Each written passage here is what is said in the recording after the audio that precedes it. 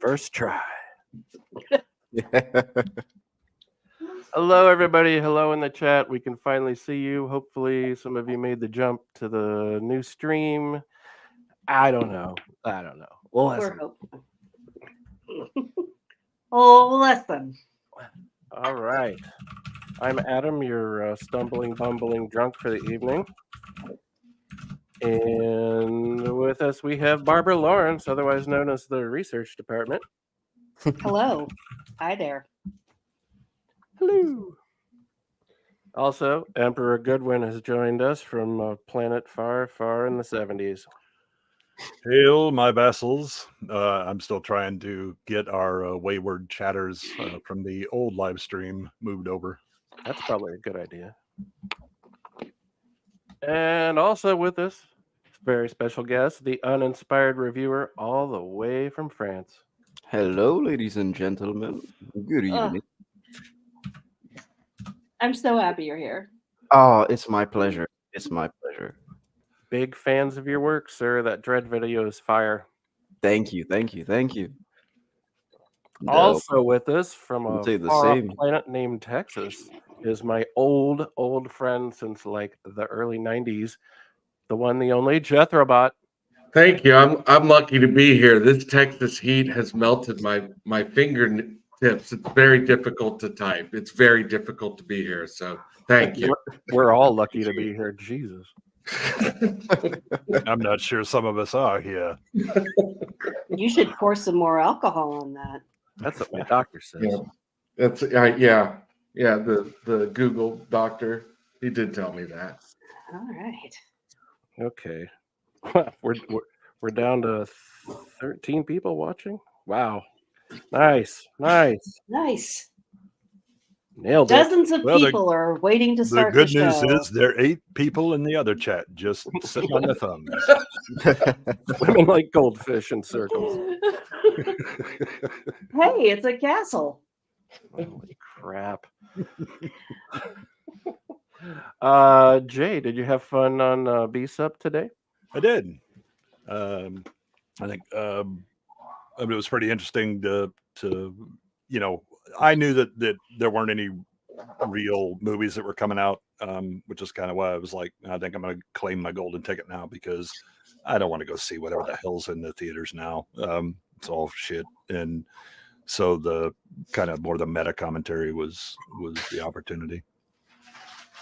Yeah, well, It was kind of the impetus for us to start this channel because not only are we sick of just bashing the latest Disney movie, but we don't like to watch them. And I have absolutely no desire to rush out to a theater on a Wednesday night and take notes on something that just appalls me. So we decided to dive into a lot of public domain, older 30s, 40s, 50s movies, and so far so good. Nice. Yeah. I am a big fan of anything that's going to be pre-code Hollywood. It's amazing. Oh yeah, anything before the Hays Code, you get. Just some. What it's like. Oh, I see what we're doing here. Okay, and then you get the boobies, 50s pablum. Boobs. Yeah. Yep. Well, Mae West was just a force of nature. She's was fantastic. So great. She is just absolutely fantastic. Mae West is also a fine demonstration that if you got the right personality, the looks aren't all that important. She's kind of a bit of a homely, blocky girl. I mean, she does have 2 really great assets. That's all you really need. But with that sassy attitude, that absolutely carries it. Two really good assets are all you really need. Yeah. Mm-hmm. She'll be using these to her advantage. And by all accounts, she did. Yes. Yeah. Huh? We don't get the same kind of saucy stories from Hollywood now that we used to. We get Amber Heard and Johnny Depp, and That's sad. I'm not sure that Mae West was ever accused of shitting on someone's bed. she admitted it. Yeah. I mean, I she was would have gonna bragged say- about it if she actually I did was it. going to say, if she Of course did, I she would have did. bragged about it. Yeah.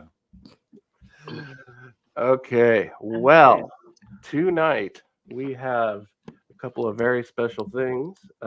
One that I picked out, which is weirdly enough an episode of the long forgotten Barbara Stanwick Show. Long And forgotten for a reason. Yeah, and she's in it. You know, She the only sure is, Barbara sir. She Stanwyck made it, show, didn't she? the only thing I can recall, like TV wise, with Barbara Stanwyck is the Big Valley. Right. Yeah, well, that was. I mean, she was a big star. Oh yeah, in movies she was in huge. the, Movies, in yeah. the 40s. She was, and then once she, as is everything in Hollywood, when she gets to a certain age, everything just starts to dry up role wise, and so she went to TV. And honestly, the TV show is like utterly forgettable. It is Not just, anymore. the funny thing is she got nominated for an Emmy for it, and she won. And I was like, "Are you kidding?" It was a different this? time. Yeah, it's kind of the participation awards that they handed out. Apparently, yeah. She also won for Big Valley too, but Yeah. Mm. Hey, they- Keith, there's a fire in the barn. Leslie, no. First time I ever saw Barbara Stanwyck was I think in Babyface. Yeah. That was when I was a kid that I used to watch it. yeah. I haven't seen it. I want to say the first thing I ever saw her in was Stella Dallas, and that Ooh, was that's- one. Yeah, that was one of the ones she actually got nominated for an Academy Award for. I think that was probably the first thing I ever saw her in. Barbara, do you want to let us know who else will be appearing on the show? Because Oh, our perennial favorites on B-Roll channel. I do. One of our absolute favorite actresses of all time, Anna Mae Wong, is going to be featured in this episode, as well as the lovely, charming, and I'm beginning to believe immortal James Hong. Lopan himself. Really is Lopan. Yeah. Lopan himself. I wonder if Yeah. Barbara Stanwyck had green eyes. Gee, I wonder. Yeah.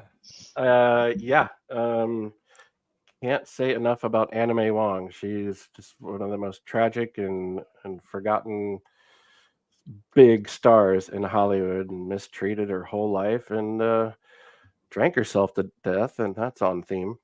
Yay.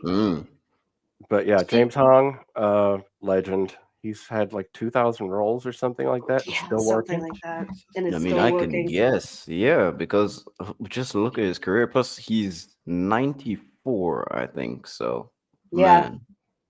Doing better than Biden.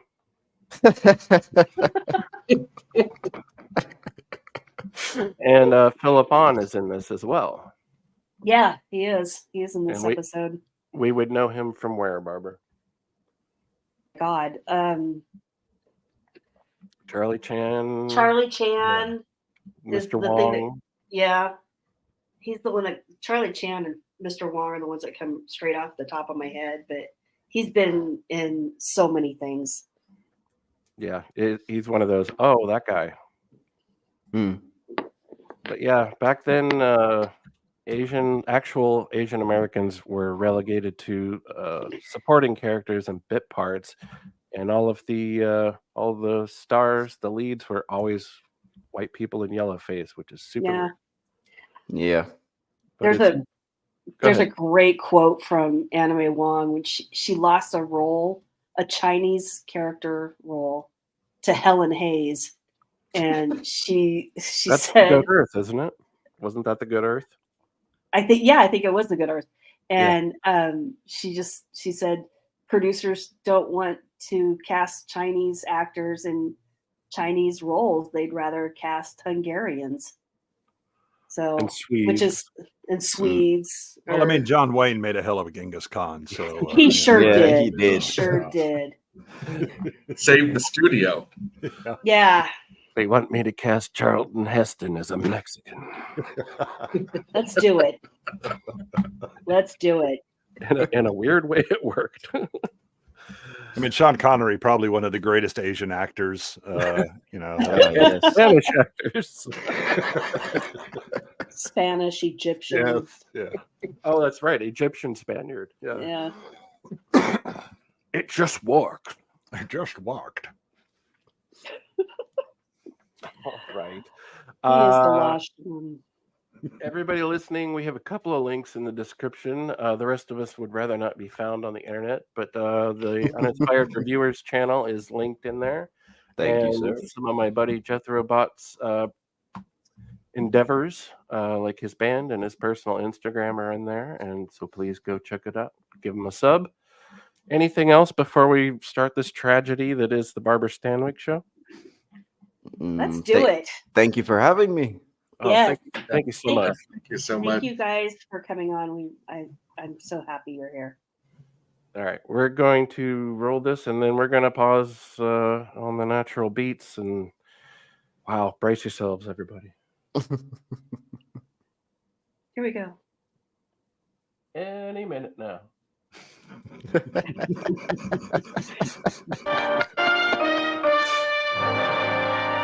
Tonight, from Hollywood, the Barbara Stanwick Show. How's the audio for everybody? The audio is fine. The video, Yeah, audio's good. is a bit- Dragon by the tail.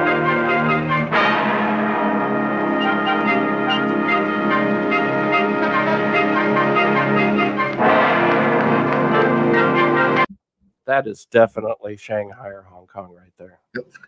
Mm. Absolutely. In terms of music too, music hasn't really changed that much. You can tell, like, it's just the stereotypical Asian music that we always have, especially in movies from that era. Yeah, Mhm. it's like flower drum song and Jello commercials and all sorts of stuff. Like Yeah. Yeah. You know, I need that music. You know, that da da da da da da da da da. You know, the Vapors used it in Turning Japanese. I was very much a fan. I really think so. Da, da, da, da, da.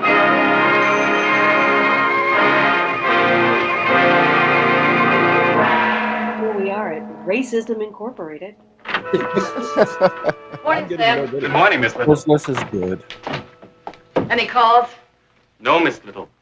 Did we hear from the insurance company in Hartford? Not yet. Any news from Washington on the destroyer? No, Miss Little. Well, what about the galoshes from Kowloon? Am I the only one that's having a sync problem? Mm, I'm don't not having see any. I don't have one. Because I'm actually watching it on the YouTube channel. And oh, there's a delay. There's a built-in Okay, delay all right. on YouTube. Yeah. For profanity. There's a 10-second delay to Yeah, I YouTube was from just, what you see on StreamYard. I've been so busy monitoring the live stream to make sure it doesn't shit itself again. It's too late now, man. Just watch this with us. Couch co-op. I checked again this morning. You'll have to pay in advance for the Bangkok silk. The monthly bills with checks for your signature. Where's your check, Sam? I don't actually get paid. It was Don't tell me I bang. What was that? He doesn't. He doesn't actually get paid. And he's also like, I'm not Sam. You're thinking of the black man from Casablanca. Sam died several weeks ago. Yeah, y'all look alike to me. Isn't that wonderful? We've already reached that point. All right. Balance is that low. Well, the typhoon always passes, Miss Little. To the Hawk Shop on Peel Street. No, Miss Little. Sam. Excuse me. Sam. Good morning. Josephine Little Limited. Who's calling, please? Oh, it's Charlie at the Foreign Correspondents Club bar. Hi, Charlie. What are you doing up so early? Who? Oh, good. I'll be right over. Charlie says there's an important man over there I ought to meet. Maybe Mr. Macy or Mr. Gimble. I'll take care of those later. There she comes. That music was from Leave It to Beaver, I'm pretty sure. Yeah. Mm. Hi, Charlie. Good morning, Miss Little. I'd like you to meet Mr. James Horn. How do you do? Miss Little, care for a drink? Oh, it's a little too early for me. What business are you in, Mr. Horn? Cloaks and Daggers, How's that? Central Intelligence Agency. The United States of America. Dabney Lesbian. Coleman. Never heard of him. Yeah, I don't know about the U.S. I don't know about the CIA. Is that a new country or something? We've got a small job for you, Miss Little. We. Then you're She speaks French. an agent, Yeah, too. we. Oh, you're sneaky, Charlie. You're real sneaky. Trust us, Miss Little. No dice. Have a nice time in Hong Kong. Miss Little, wait a minute. You were born in China, were you not? What has that got to do with it? Because your fucking accent doesn't make any sense. That's Your mother was a missionary. Your father ran a newspaper in Shanghai. He also You lived liked with Mr. your Horn. uncle. what was that? This is He your also liked. Jim, when you went to school and college in the States. After the war, you dealt blackjack at Nick Patro's casino in Macau. They called you Little Joe. I can explain that. And after you see- made your hooked on stake, you heroin. switched. My mom used to deal blackjack actually in the casino. That's a good job if you can have Yeah. it. You get good money. Yeah, she used to do the blackjack, and my dad was the casino owner, so it was a Well, cool job. Sweet. It's good to be the house. Yeah. It is. It's a fun job till Joe Pesci shows up. everything is. To the import-export business. Right now, you're having trouble trying to collect $10,000 insurance on some dresses. You're getting nowhere trying to charm Uncle Sam out of an overage destroyer that you're hoping to peddle for scrap.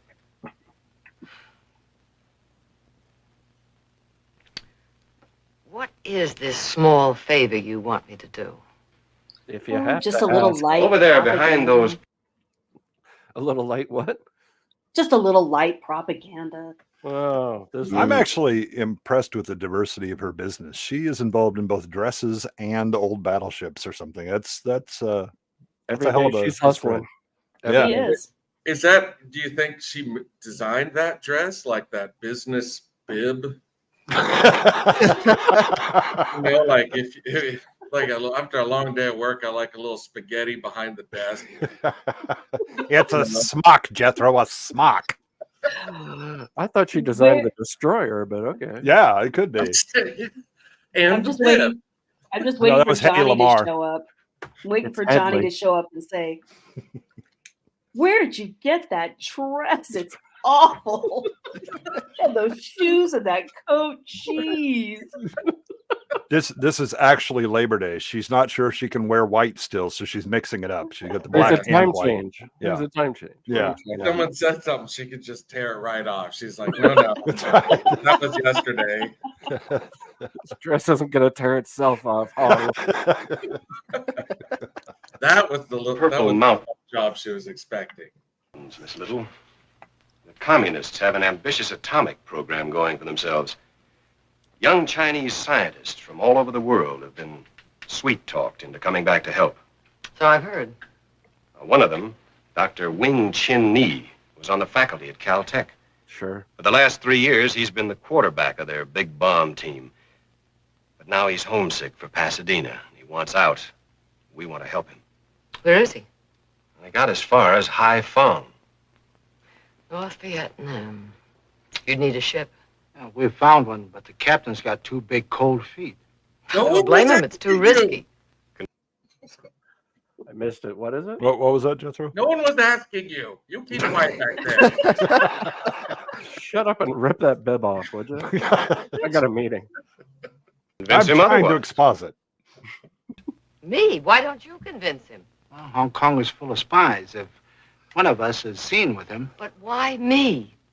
You're an American. Because you're Barbara Oh, you're Stanwyck. barking up the wrong flagpole, Mr. Horn. What has the government ever done for me? I can't even get an answer on a broken-down destroyer. Based. Wait a minute. If Josephine does this small favor for Uncle Sam, Would Uncle Sam do Josephine a small favor? No promises. But he'd be grateful, wouldn't he? No promises. After this is all over, where do you go? Back to Washington. Where do we go? All right. Where is this chump with the cold feet? Up on Victoria Peak. At the top of the funicular tram, there's a lookout point for tourists and a cafe across the street. I don't get to use the word funicular as often as I'd like. Captain will be at... I also think this is the origin of maps that lead to individuals that's now being used in Star Wars, because this guy knows exactly where he is, even though he's in a cafe right this minute. In fact, I believe he's having the trout. It's very exciting. Ask for it well done, though. Yeah. I mean, It's not fresh. to look at 3 o'clock, carrying a copy of the Bangkok World.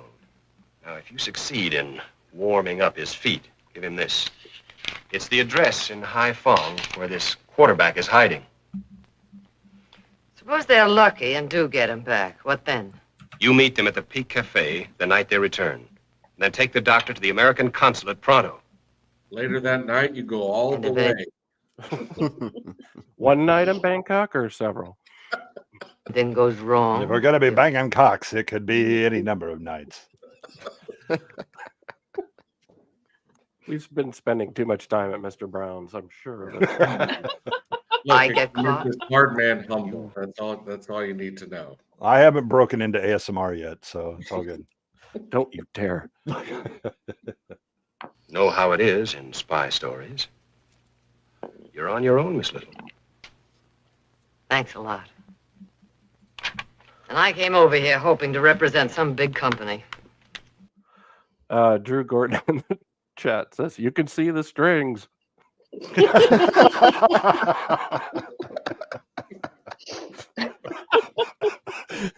That's what's holding up Bangkok. Don't toy with those. I thought Barbara Stanwick was going to hold up Bangkok, but yeah, I think you're right. Wow, well played, Drew. You're representing Well the done. best company in the world. Oh, spare me the flag waving, Mr. Horn. Just get me an answer on that overage iron. You sure about her, Charlie? Positive. She's a Dodger fan.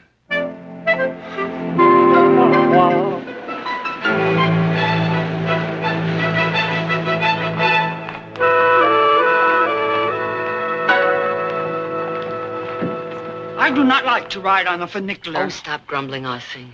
and I do not understand a mistress who lets herself become involved in such a foolish and dangerous Do you want somebody to hear you? Shanghai cats. If it isn't Josephine Little. Captain Connors! It's that guy. Yeah, he's not the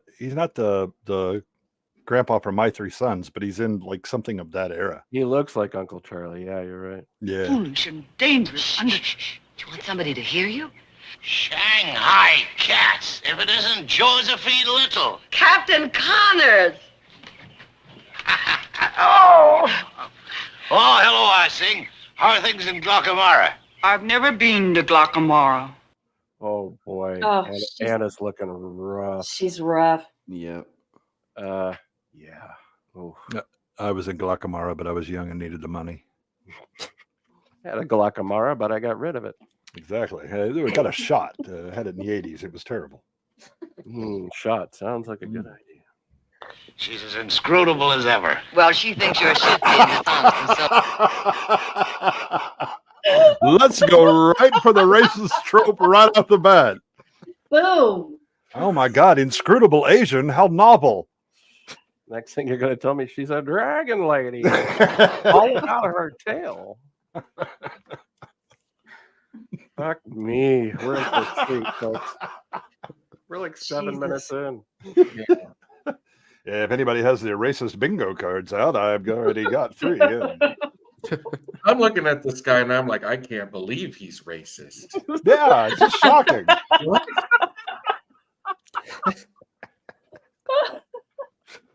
I did not expect such tasteless things from.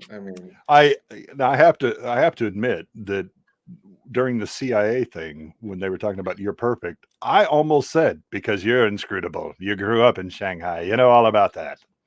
You know better than to hold back here, Jay. Let it out. That's what can I do? So do I. Bangkok World. Now, don't tell me you're mixed up with this. Yes. Well, now I know I'm not going. What does that mean? Well, anything you're hooked up with never comes off. It never did. Am I wrong, or did one of the headlines on that newspaper have the word llama in it? Let's find out. Llama. Now I know I'm not going. What does that mean? Well, anything you're hooked up with never comes off. It never did. No, it's Well, at the you're beginning when he first starts saying, don't tell me you're involved in this kind of thing, and he's holding the newspaper up. Bogged down. A Singapore millionaire yourself, you know. Well, I've only been out here 40 years. Give me a chance, will you? How dangerous is this trip? Well, it'd be no Iowa picnic for anybody fool enough to try. What's your angle? Oh, I might get a favor from the government. Oh, a fat chance you've got. Where is this Chinese doctor, anyway? Haiphong. Haiphong? Why, that's the worst hole in Southeast Asia. The worst I've ever seen. Yeah, but they eat great lobster, and I'm already wearing my bib. I mean, is it really as bad as his wandering accent of I think I'm Irish, no I'm not? It's just spin the wheel of random, whatever word comes out. It's so weird. You leave Cappy alone. Haiphong. Oh, no. I know. I was there before the Reds took over. Fella'd have to go there by boat. Take on a cargo of dried fish to pretend he was illegally trading. Stink all the way there, stink all the way back.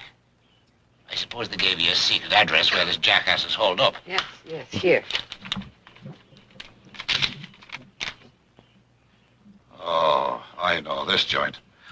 If somebody were young enough and lucky enough to get this egghead out of Haiphong, what would you do with him? Deliver him to me at the cafe across the street. Say anything about paying? No promises.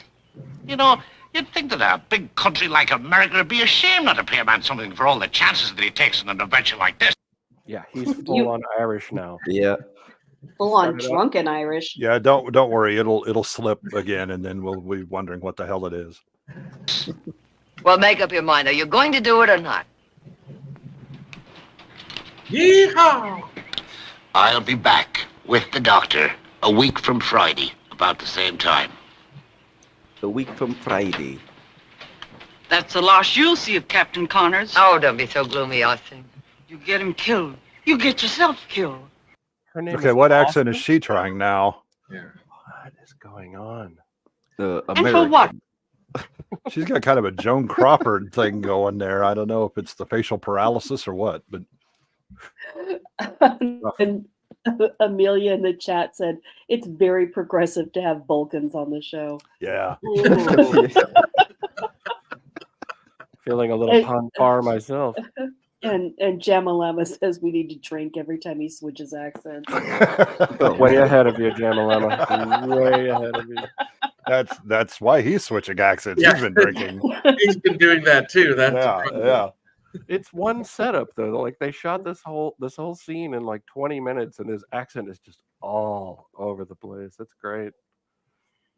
For a country you don't even live in. Austin, if you don't cheer up, I'm going to sell you to a road gang. Josephine. Oh, Whoa. what?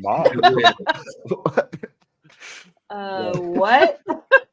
All right. Like, it's fine. She's just Chinese. There's no problems here, obviously. Oh, yikes. Oh man. I mean, you can't do that sort of work in that dress. She said it so pleasantly too. Yeah, I know Just too. not Like, send God, to a road gang. never forget this thing I hold over your head constantly. I believe it.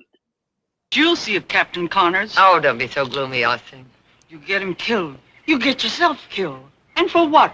For a country you don't even live in. Austin, if you don't cheer up, I'm going to sell you to a road gang. Josephine. Sir Cedric. Josephine, my dear, what are you doing up here? Well, I might ask the same thing of you. Well, my nephew's just arrived from London with his bride and her mother. I'm showing them the sights. We're having tea across the way. Won't you join us? Oh, I'd love to, but I have to take Austin to the dentist, and we're late already. Oh, dinner one night soon? Fine, ring me up. I shall. In your present financial condition, you should not have snubbed Sir Cedric. He is a very important man in marine insurance and has a blue Rolls Royce. This is some very, That is very oddly weird specific. exposition. What? Yeah, it's Yeah, like it's oddly specific. A blue one? That's expensive. Oh, well, I mean, I thought he was just a normal silver or champagne color, but blue, my God. The marine insurance business. I got to get into that. I like how small China is. She runs into someone everywhere she goes. You know? Yeah. Oh, it's you. I saw you yesterday. It's roughly the size of a backlot. I mean, the view is exactly the same. Yeah, it's roughly the size of a sound stage with rear projection going on. Fabulous. Oh, Yangtze Kayang. He does, doesn't he?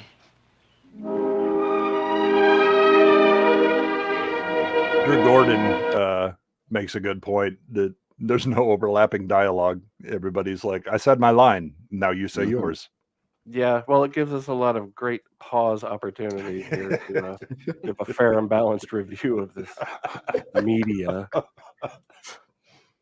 And what's more, do you know what a genuine antique Tang statue is worth in London? One little horse this big, 1,000 pounds. And this man can copy them exactly. Well, there's a fortune to be made. She's an art faker. Wow. Look, she has a very diverse set of businesses going on here. She really does. Her CV is as long as the Great Wall. I mean, I'd love to have her mail order catalog. Oh, All we need is a little capital. Uncle Cedric! Oh, this is my nephew Binky Hey-o. Carstairs and his wife Mavis. They're on their honeymoon. How do you do? How do you do? she looks terrified of the kid for some reason. I am too. I mean, the kid should look terrified. Look at who the hell she's with. It's Yeah, this is not a fun bunch. no. She looks like a child bride. Oh, Okay. tell her to He bought her off a road gang. Yeah. Yeah. Soon she'll be carving fake horse statues. Don't worry. Hope she Have a doesn't have good to go. day.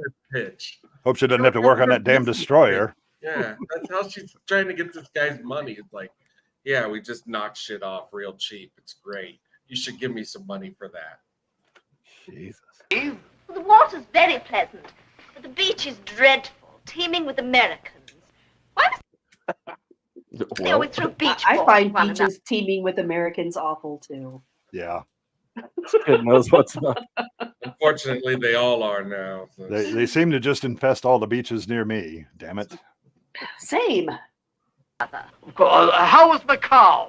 Well, Mother thought it was smashing, and Binky won scads of money in some gambling place. Where was it, Binky? The Dragon's Den. A big Greek runs it. We're going down there again tomorrow. Why waste time here when there are so many easy marks in Macau?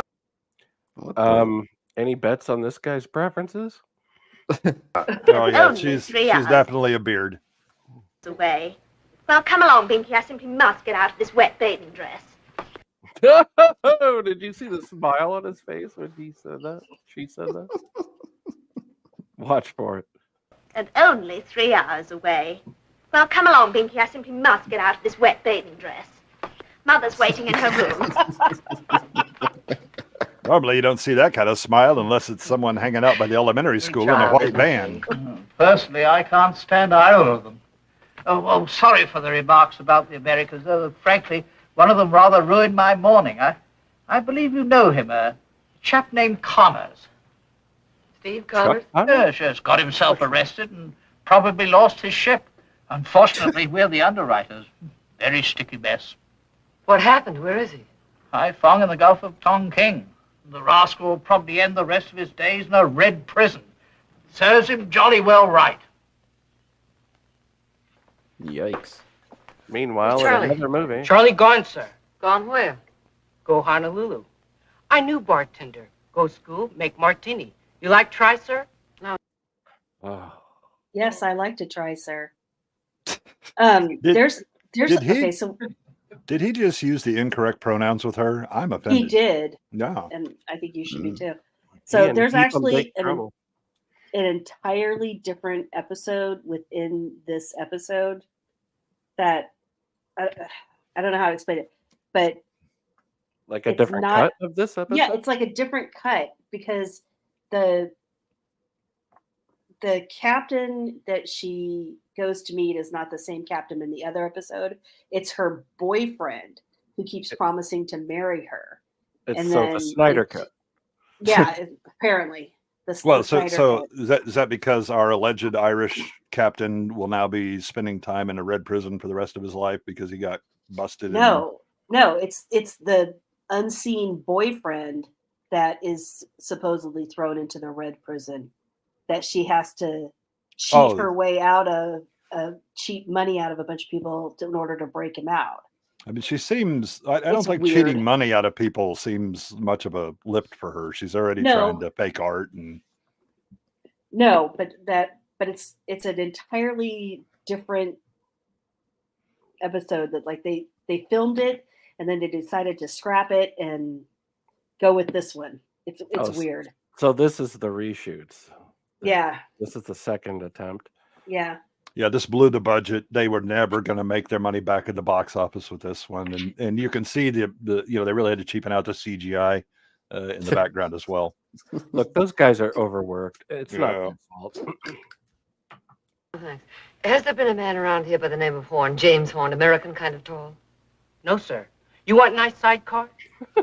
An American An kind American. of tall. You want nice stinger? We're not just talking Oh, thanks, I've been stuck. ordinary tall. We're talking straight up American tall. It's like, yeah, so all Chinese people are very short, basically, is what she's saying. An American kind of tall. Yeah, in a roundabout sort of way. Yeah. Not your kind of tall. Yeah, I don't mean tall like American kind of you tall. people. And by you people, I mean you people. People like you. Yes. People of you. Long enough already.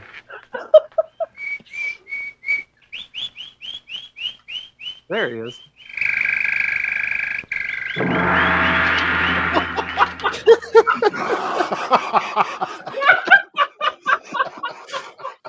What's happening, hot stuff? Tonga need food badly.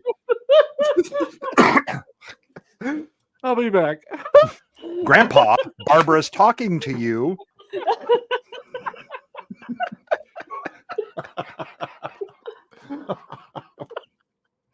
Just so we know where we are. This is China. Fuck.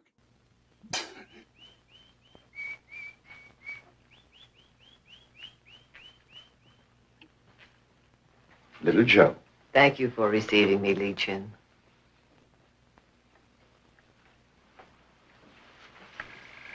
We have been expecting you.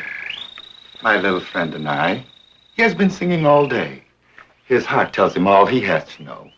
Whereas I must rely on the Hong Kong Morning Post. And what did you find there of interest this morning? Okay, ship captain named- speaking of preferences, I think we know his as well. Philip Ahn always kind of has this to him. Like even when he's playing a bad guy. Oh God, Barbara, what was the Hawaiian movie that we posted? Hell's Half Acre. Yes. He plays the heavy in it. Yeah. And he's scary as Yeah, fuck. it's always like that menacing effete. Yes. Presentation. Bond villain. Yeah. Yeah. Yeah. Yeah, I that's like true. him a lot though. Yeah. Despite his preferences. Steve Connors was arrested because by of- the Reds at Haiphong.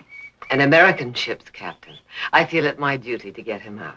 To rescue an American from the communists is very difficult and very expensive. How expensive? There are wheels within wheels, many open hands. How much, Li Chin? $10,000 US. $10,000? I won't pay it. He can rot in jail for all I care. Besides, I don't have near that much. In that case, let him rot. Although it is doubtful he will be afforded such a luxury. What do you mean? The prison in Haiphong is celebrated for the size and appetite of its rats. Rats! It's a bit over the top. It's like when I wake up every morning. Oh God. There are rats in prison? I can't believe it. Chinese prison. I've never heard. Oh, yeah. Well, I guess Rats? that's the message there. I'm You need to go to shocked, jail, shocked go to to find the there's rats in prison. I mean, I checked the ratings on the Haiphong prison. It's not nearly as bad as they're portraying this. There's been a lot of people leaving really high reviews. 3.5 stars is fine. You're just gonna sleep and shower. All right. All right. I'll pay the 10,000 even No. if I have to steal it. I'll not Then let you be put your life quiet. in danger. Oh, please excuse my foolish servant. I'll have the 10,000 for you by morning. When I do, the wheels will turn. Wow. It's so weird how she just pops out of nowhere, just like basically irrelevant. Just like, oh no, don't do this. Like, who cares? Which is horrible because Anna May Wong was a bigger star than Barbara Stanwyck ever was. Ever. And this is like I believe she died right after this. Yeah, she did. She died like 2 days after this episode aired. It killed her. My God. I mean, if you were in this, you might consider it as well. I'm dying. Feeling kind of faint. Yeah, I was going to Yeah.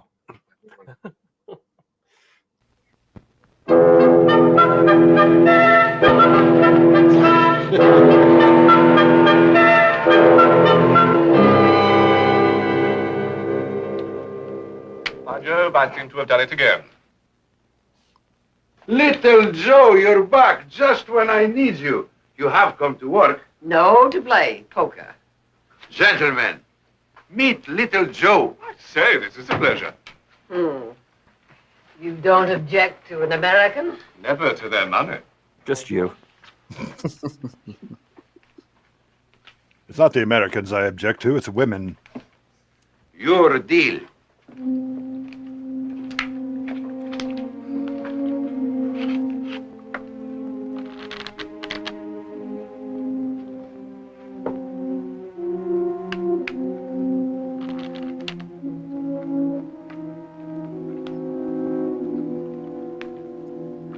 really believe that she can shuffle a deck. I'm trying to figure out if she, very convincing. There's nothing she can't do. I think she stole the stole. She steals everything else. Why not? Well, or it's a forgery from a live animal, probably. It could be.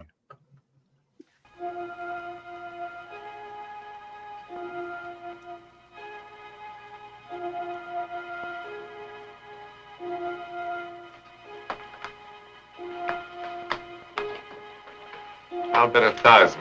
Your 1,000 and 1,000. My cigarette tossing, please.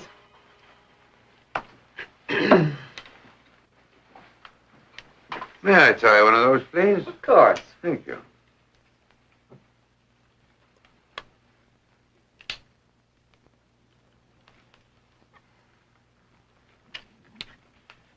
What a lady. 2,000 more. There it is. Man, that's so visibly 2,000 cheating. and these. So slick.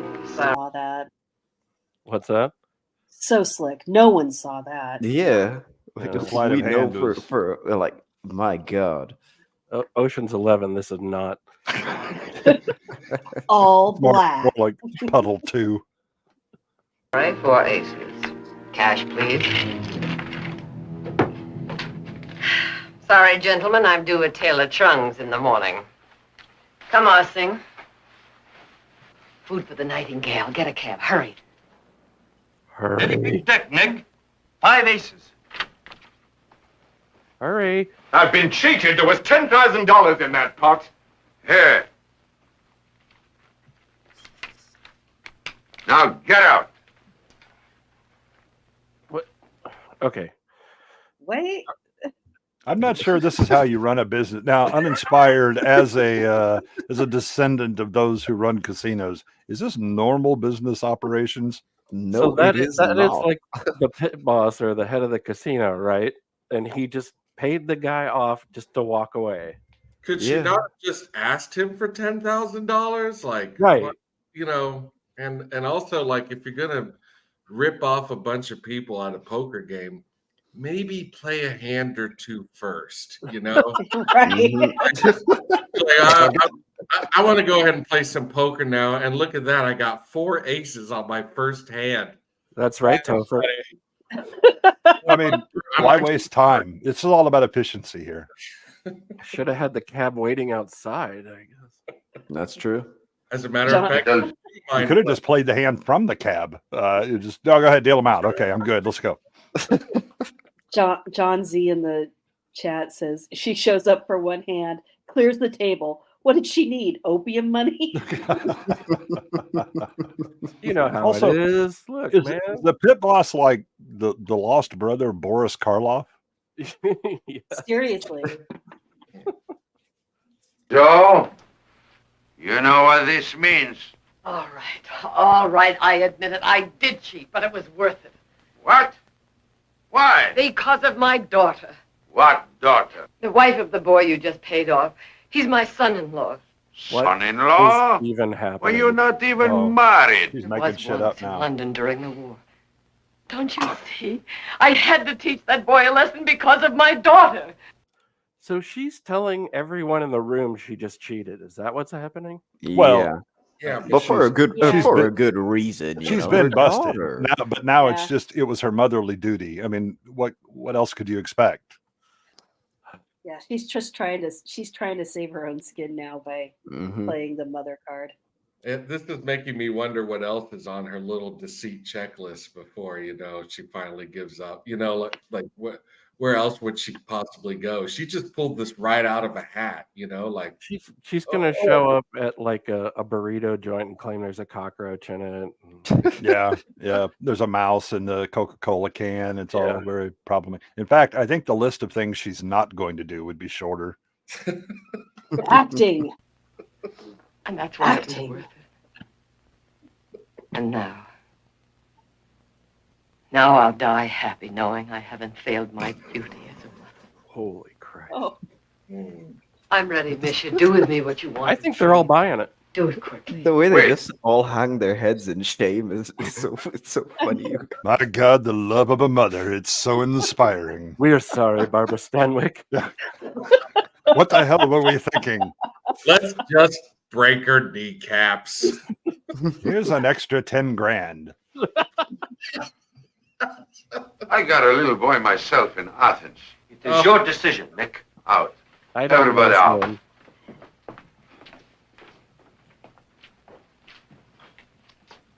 Little Joe, I can't throw you to the sharks. You know I can't. Thank you, Nick. Just give me my money back and we forget the whole thing. Well, yes, of course, but I gave it to Osting. She's getting a What is- cab. We what want is to catch the- the last boat down. Why are there so many damn Irish in Macau? is You he didn't know Irish or is he? Well, I Greek? think he It's just started Athens. somewhat French and then became French-Irish. He has a mixed heritage. It's very confusing. Yeah, it sounds like bad Greek. I think. Hong Kong. Ah, don't go, little Joe. Stay with me and deal blackjack. You can steal a little bit. I can't, Nick. Now All he's right. going to Italian, basically. Yeah. We're doing the whole continental tour, folks. Let's go.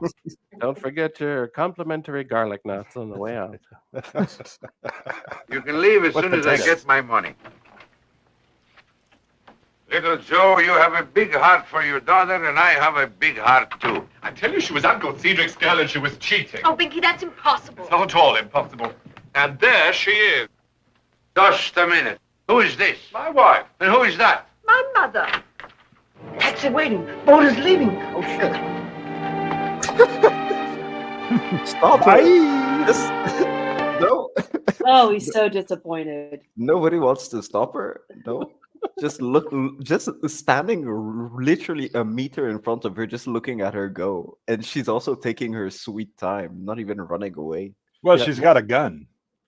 No one's in a hurry here. Yeah, Nobody. she's not holding it very convincingly, though. Yeah. The her Hey. form needs some work. I don't know that she's ever been on the firing range. In the Big Valley, it was much more impressive. Right?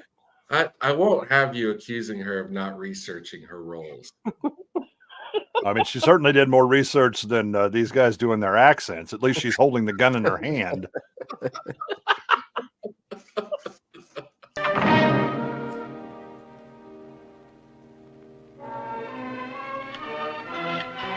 Meanwhile, in this poster we've been staring at this entire time. It's really a beautiful cyclorama. It really is. Hi, Sam. Any calls?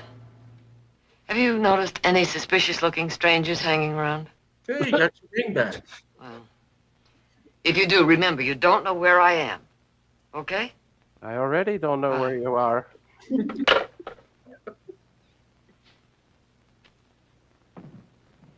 This is no way for you to live. A nervous wreck. Well, it's Oh, she barely got those words out. Yeah, she is struggling. I don't know if she's drunk or just is done. Yeah, with the cause of her death was actually alcoholism. alcohol poisoning. Yeah. Yeah, so she's struggling. And I'm not bashing like physical appearances or anything like that, but they're hiding the fact that her abdomen is really distended. Oh, her liver's failing. Yeah, she was super skinny most of her life. Yeah. only Well, till yeah, Captain especially if Connors she gets died right after this. Yeah, it's terrible. back. Then what? You will go to the Peak Cafe to meet him, and red agents will Well, follow what can you. I do? You had $10,000. You could have been safe. But no, you must stay here and risk your life for your country. I'll think for the last time it is not for my country. You will not change your mind? No, no. Very well. Go to the Peak Cafe. Why? Captain Connors isn't back. Game Boy? Your PlayStation controller. Oh, the Island Queen. What a beauty. Just dropping anchor.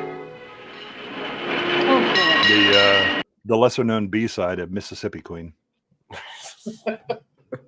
I want to give a shout out to Princess Fiona with her MCT3K. This is Mystery Culture Theater that we're watching right now. Oh, we missed an opportunity. Well there. done. Well done. If EFAP can steal someone's anagram. Exactly. That's good. Thank you, Fiona.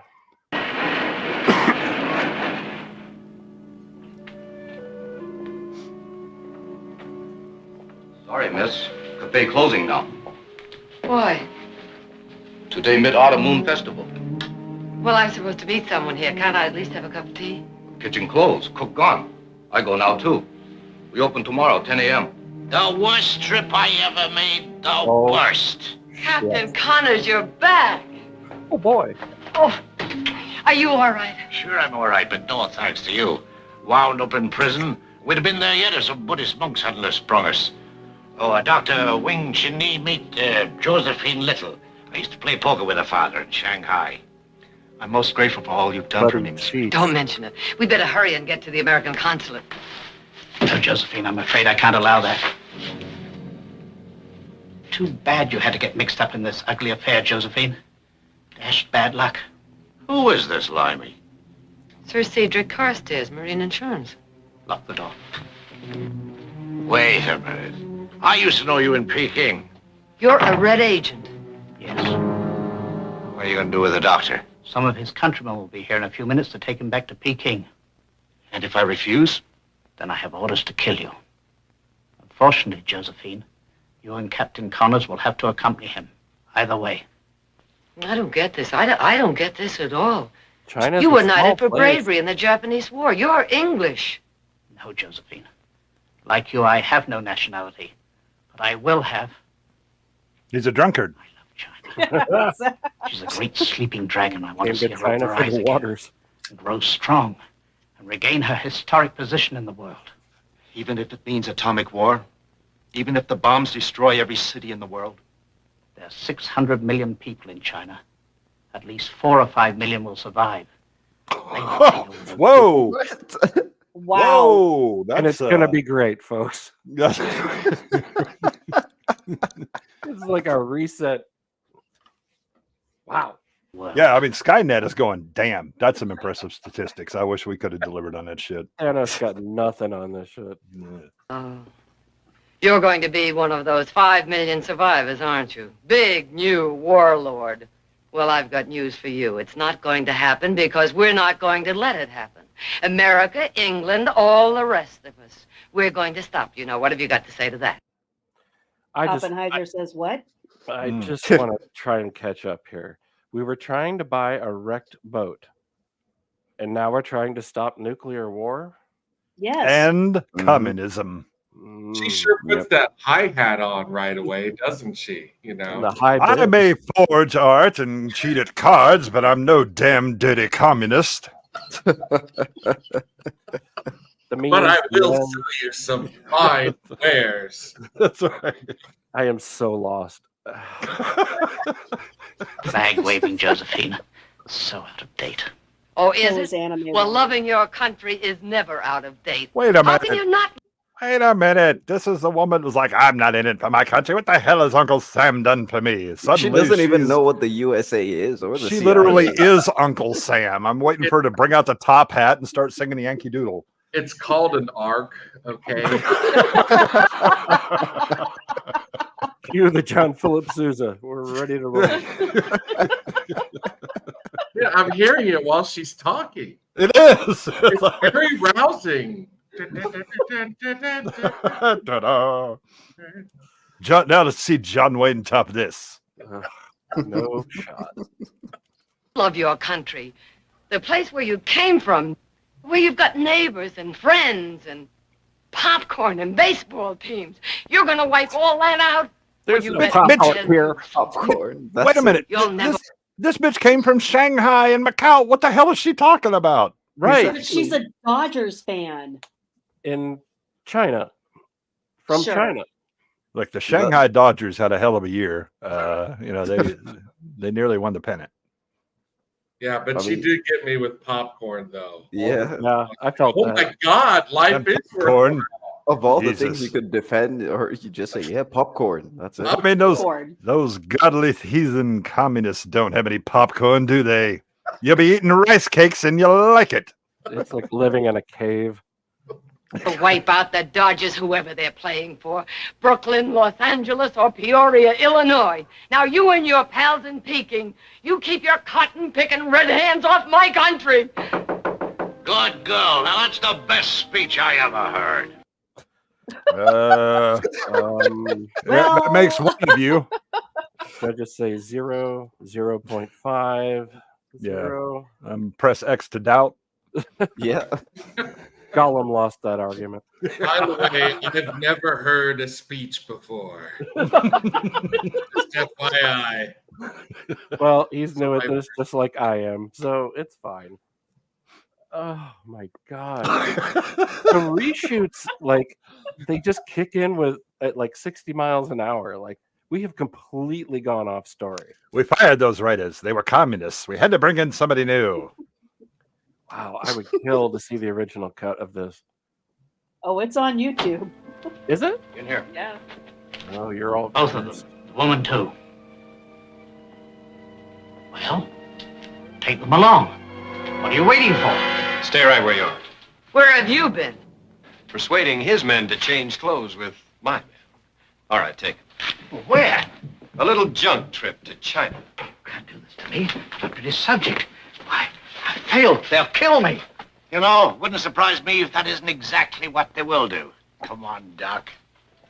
The least you could have done was telephone me. You did all right on your own. And I agree with the captain. Your speech was a dilly. Yeah, what I want to know is, will they think so in Washington? He looks a No little promises, hard. Miss Little. They No, think so Remember? at the Academy. Music swells. Cut. Yeah. Every Good morning, time Miss Little. I talk about this vague American reward, I get more and more nervous for her well-being. She's like, and they'll remember in Washington, right? And he's like, "Why, yes, if you'll just get on this boat to Guantanamo Bay, we have quite a bit of things there for you." There's popcorn. It's just popcorn. Defeating communists is its own reward. We'll let you watch Dodger games. Don't worry. That's right. Yeah. Sam. Imagine how embarrassed you're going to be when you find out they're in L.A. Burbank. Any calls? No, Miss Little. But Captain Steve Connors dropped by. What did he want? He sailed this morning for Zamboanga and left your cargo dry fish to sell. Sam, let me give you a piece of advice. The fish can Go wait, away. Okay. Next week we'll sell the fish. Look, If anyone ever dresses, asks- destroyers, that's fine. The dried fish business, that'll never work out. But she's been gone a long time. There were no calls. Well, they were fresh fish when she left. They don't have phones in China. Get out. Yeah, the one over there is just a prop. Do a favor for flag and country. Run, don't walk. Run in the opposite direction. From this To movie. the hawk shop on Peel Street. Oh, but that is unnecessary now. Call the back. representative of the American Insurance Company come by this morning and dropped you this. $10,000. Well, what do you know? Let's They go. got City it had from been a cotton pressured. game in Macau. Yeah. And For the making a record, payment though, I still can't pay you. Just FYI. This $10,000 does not mean I'm going to start paying you. No. He paid himself out of that envelope. It was 15. Yeah, I And don't know fellow if you named- noticed, but they gave me the 10,000, not you. That's how this works. Intern means intern. Horn. Do you know him? Have I heard of him? Sam, on second thought, forget what I said about flag and country. Sometimes it does pay off. 10,000 beautiful American dollars. Exactly what you owe me. That's a lot. Ah, Wow. how much did that trip actually cost him? As I was saying before I was rudely interrupted. Well, it cost her dignity. That's I mean, it clearly cost her 10 grand, but I mean, how much did it cost him to go the hell all the way over to where the hell she's at now with the Americans? Yeah, I don't know. It's 20 grand, but I'll be getting my 10. I'll make it up in volume. It's all good. Well, she can always, sell Ah Sing to the road gang. Oh, Yeah. True. if It's she the lives that gangster long. code. You always have to collect, even if it's at a loss. Yeah. It's the way he just strolls into, like, so Yeah, he was comedic. right there. I mean, it really would have been better if he walked in and said, bitches leave. Yeah. Speaking of callbacks. The hawk shop, Sam. Peel Street. Ta-da! Always the Oh my music God. swells. It was the French that did it to us all along. I feel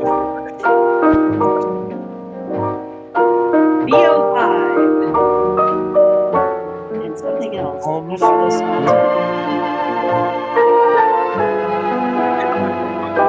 I don't know if you noticed, but I'm pretty sure that standing in the background is Wait. a scene from Ahsoka. It's a woman just standing there doing nothing and no emotion whatsoever. her arms aren't crossed. I don't know. Oh yeah, there's Wait. no smugness. Wait, Dr. Wing Chin Ni? Yes. Victor Sen Sen Young? Who is not Yes. in this? That was not him. No, I don't think so. That has to be the original credits. Maybe. Research. Yeah. All right. I Look, gotta these- go. I These gotta go. cards make cost pit a lot of stop. money. We did the reshoots, but we ran out of budget changing the credit. You guys carry this for a minute. James kept saying, "Stop calling." I know Jimmy Chan anywhere, and that was not him.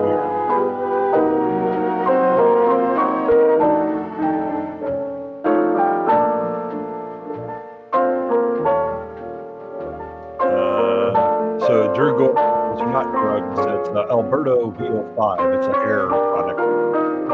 And Tresemme. Is that Tresemme? Is that Yeah. what it says? Yeah. All the hair products for Tresemme. Barbara Oh, yeah. Stanwyck. Oh my Yeah. God. Alberto And- VO5. I haven't thought of that crap in a long time. And by Desilu. Desilu Productions. Well, what That do we all was- think of that? That was something. That was, That was very uh, interesting. What it was, I'm not sure, but it was something. Well, listen, It was. Ryan Johnson needs to take a note from this. This is masterful subversion. Yes. You just don't know what's going on, and it happens. subverting everyone's expectations. Of quality. I'm shocked. This is special. Ooh. It's something that now. How did her show last a season? Yeah, it lasted just one season. That was it. How many And- episodes? How in many that episodes? season? Yeah. It was like 36 episodes. Oh, wow. Man. Back 36 when they used to episodes do wrapped in one episodes. season. I was just going to say, I'm really upset that the most exciting thing in that entire story happened off screen. He was like, oh, yeah, these Buddhist monks got me out of that prison. Like, what? Nope. She And doesn't then- even bat an eye at that. She's like, oh, yes, of course they did. Like, Well, what? I mean, it's what they do. But the other thing is, we couldn't afford another picture to put on the back projector, so this is all we got. It's Yeah, it's exactly. you can the see same them if you one look each out the time. window. There they are, right out there. Oh yes, I see them. Thank you, Fiona.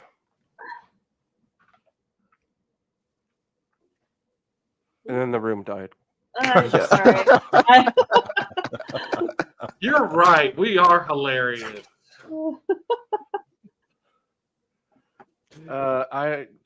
Barbara, if the other cut of this is on YouTube, we're definitely gonna have to go get it. It's so much more melodrama. It's ridiculous. But yeah, there's a different entire because it's Is there got more same as- coherence?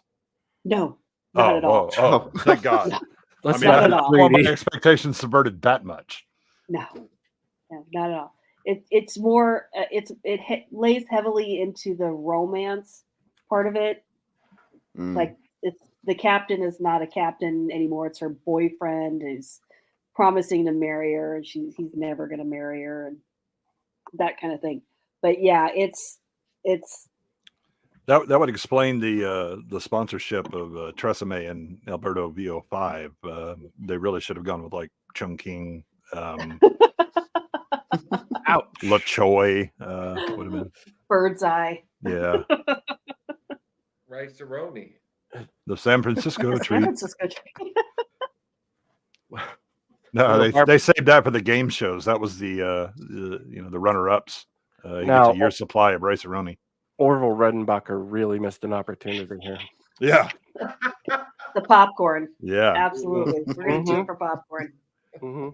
Even one of those Fisher Price like push along toys with the popcorn balls in it. Oh yeah. It's true because the popcorn line does just sound like ad placement. Yeah, absolutely. Yeah, it's weird. It has a very AI sort of not relevant The moment. Like, popcorn by Jolly Time. The Jiffy communists don't have Jiffy Pop like we do. It's like the Truman Show. She just looks at the camera and says, "Popcorn, popcorn."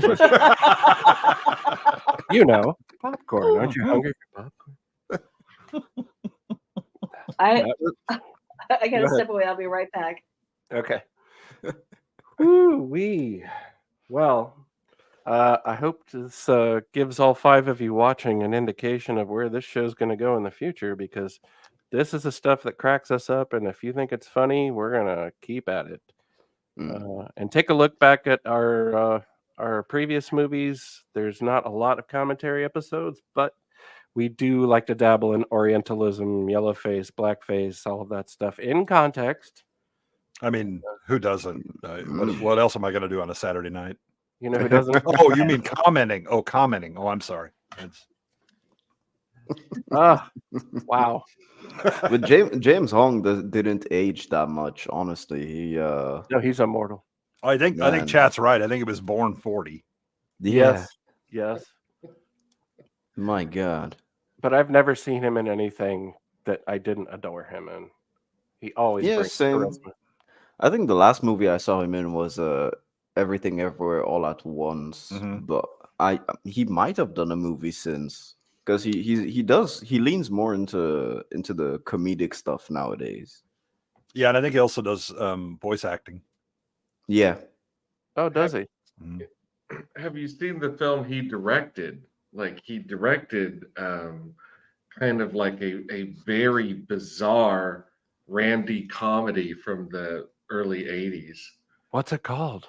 I'm just trying to look up his IMDb right now to like remember. If only there was a database of movies. Yeah. No, you can't have that kind of alien Roswell technology. The communists will win.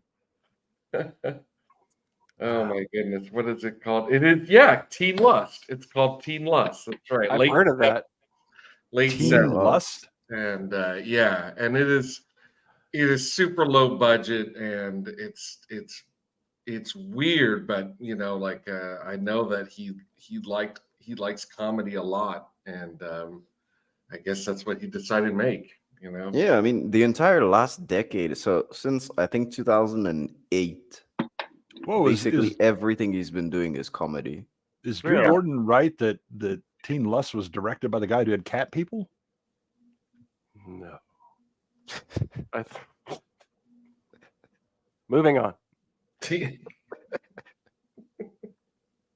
His next movie is Kung Fu Panda 4. So yeah. Well, boys, it's good to get paid. Yeah. Mm-hmm. I think he voices the dad in the Kung Fu Panda series. It's just good to breathe air when you're that age. Yeah, I wouldn't know. Man, 94. I can't imagine what Clint Eastwood feels like. No, Drew's talking about that episode. Jacques Tournier, the director of that Barbara Stanwyck episode, directed Cat People. What? Look, I just report. You decide. I thought I recognized his name, and I was like, no, that can't. Like that can't be a name that I recognize. And I've seen Cat People. That's a really good movie. The original, I like Cat People. Yeah. The original or the remake? The original. Right.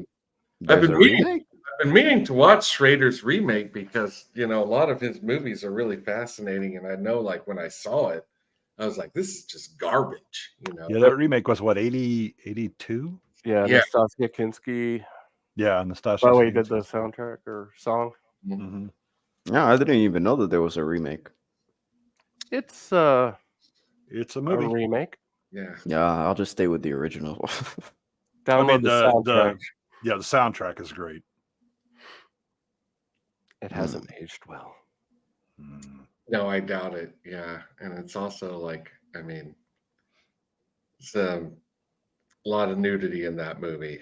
And incest. Oh, well, I guess I'll watch it then. Oh, incest? No, then. All right. Well, it's Cat People. Yeah, there's yeah. Kitty.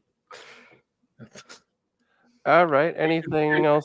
I guess like plus Kinski and plus Schrader, they're like the same age, right? So like, were they friends? And he's like, "Sure, I'll cast your daughter in Cat People. It'd be no." You're gonna love it when you see it, Mr. Kinski. I call you Mr. Kinski, even though we're colleagues and friends in this. Okay. That's Klaus Kinski's daughter, right? Yes, absolutely. Yeah. I'm of the many people that I would piss off. I don't think Klaus would be one of them. Nope. He's loaded with crazy. Yeah, he makes Roy Batty look like Born Again. He's yeah. All right, so that was a thing that we watched, and people watched us watch it, which I find baffling. Barbara, do you have any other trivia or anything from the research department to add? Only that Barbara Stanwyck liked her men young. She was married to Robert Taylor, who was, I think, he was younger than her. And then when she was in her 40s, she had a 4-year-long affair with a 22-year-old Robert Wagner. So she has a type. Young. She does have a type. Interesting. Well, we'll be seeing more from Barbara Stanwyck. And in the chats, I noticed that Drew pointed out that Tournier also directed "I Walked with the Zombie," "Out of the Past," "Night of the Demon." He was a good director. Good guy. Yeah, he was an interesting guy. Yeah, if you've never seen "I Walked with the Zombie," like, I mean, it's been a while since I've seen it, and I kind of think that it maybe hasn't aged that well, but it was a very interesting and interestingly shot film. Well, none of this stuff has aged well, and that's why we're here tonight. Yeah, that was zombies. Zombies took you to a certain place back then. Yeah, the Caribbean. What's it called? The Caribbean. Location? Yeah. They're coming to get you, Barbara. They're coming to get you, Barbara. Babs, what was the movie we watched like last month? Shockwaves? Shockwaves. Waves. I can't recall the fact. Please describe. Oh, okay.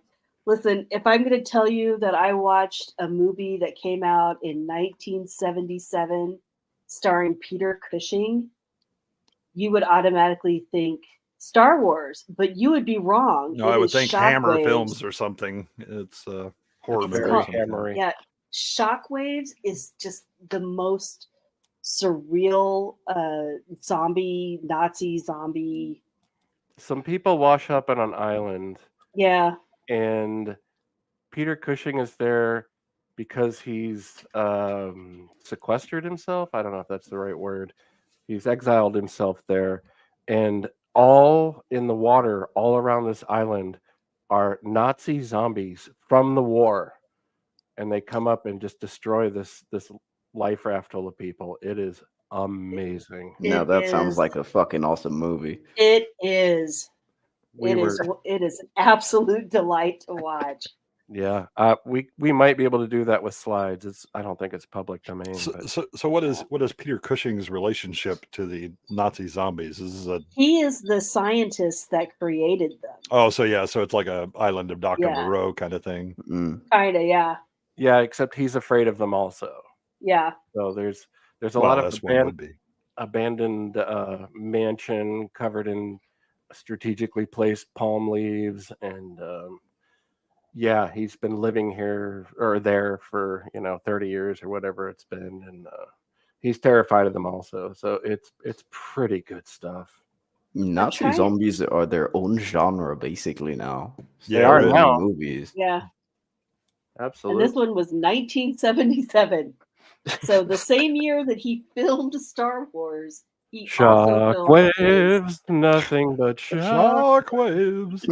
Nazis, not. Oh, I'm sorry, demonetized. Sure, they were in the same lot. He just had to go right next door. Yeah. It's just a hop, skip, and a jump to the Florida swamps. Well, there's a we were talking about like the overall the movie industry and how it's gone all in on you either go big or go home with blockbusters or whatever. The whole 60s, 70s and starts to die out in the 80s, but gets replaced with a different venue. But 60s and 70s, so many of these low budget things were made for drive-in movies. Yes. Where you're trying to, it's do it for as cheap as you can. It's and get, and well, it's mostly an excuse to get you and your girlfriend in the back seat while at a legend movie.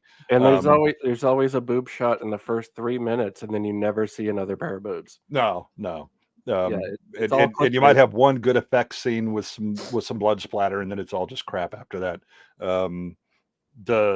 That whole distribution system kind of got replaced with direct to VHS stuff and rental stores in the 80s, but that's kind of gone now. Streaming has for some reason decided to go stupidly upscale because we also can be dumb like Hollywood studios and blow huge amounts of money and lose it.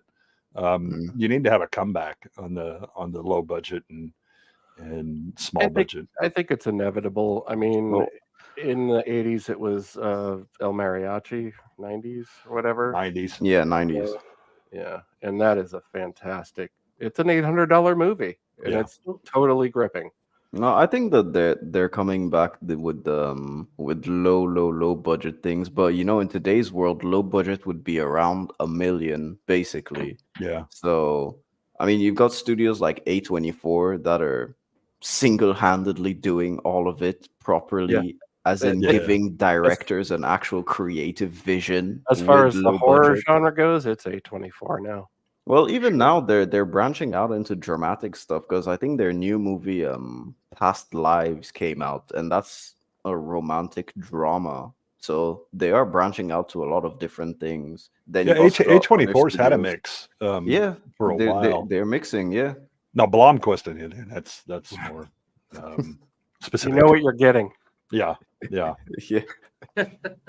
But yeah, I think that it's coming back, the era of low budget movies. Well, low budget auteur movies where at least you can see a creative vision and it doesn't It's just the, feel like it's the indie spirit, yeah. exactly. Like even if it's backed by a lower tier studio, it's inevitable. I mean, that's the cycle of things. I mean, I don't know if we'll ever get another Easy Rider, Mm. but it's coming.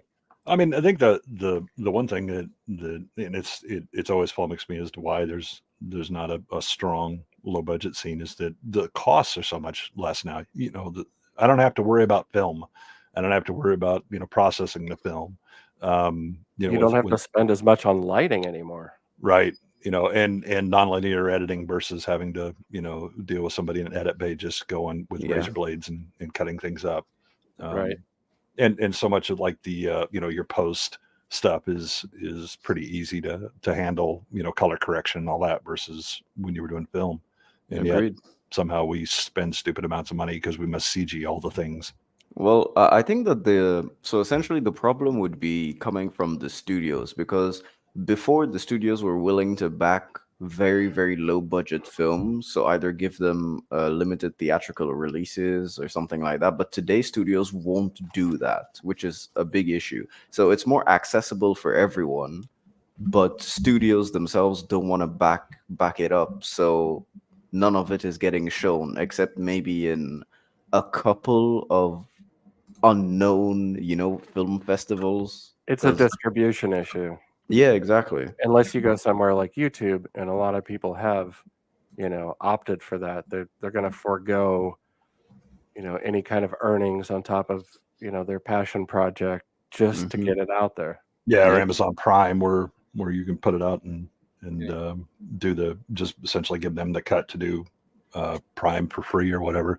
Yeah, I think you again with kind of the loss of physical media and the ability to rent easily and have things laid out right, so that like nobody really worries much about cover art for things anymore because your job isn't to try and draw attention and get somebody to try and rent it, right? It's not on a rack, yeah. Right. The thing about rental stores was that it offered a huge opportunity for discovery. Whereas now you go and you're just searching out a thing you want to buy. Yeah.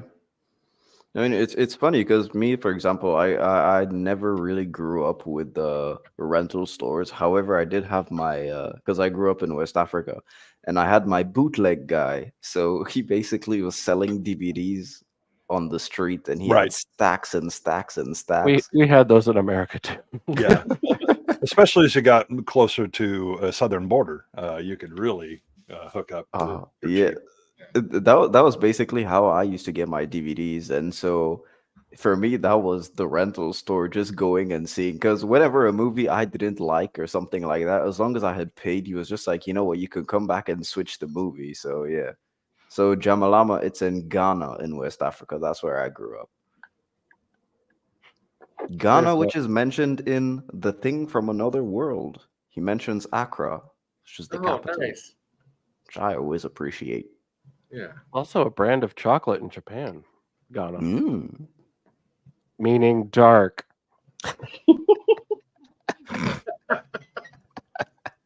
Look. You're full circle. I'll handle the racism on this stream if you thank you very much. Yeah, Uninspired is just here for the credibility. Good when you run. All about the clout. All about that clout. Speaking of Goodwin being a racist, our next feature. Look, this is classic. This is yeah. Jake showed this to me, and having been on the internet all my life, I had no idea about this, and I watched a couple minutes of it, and it's fucking brilliant.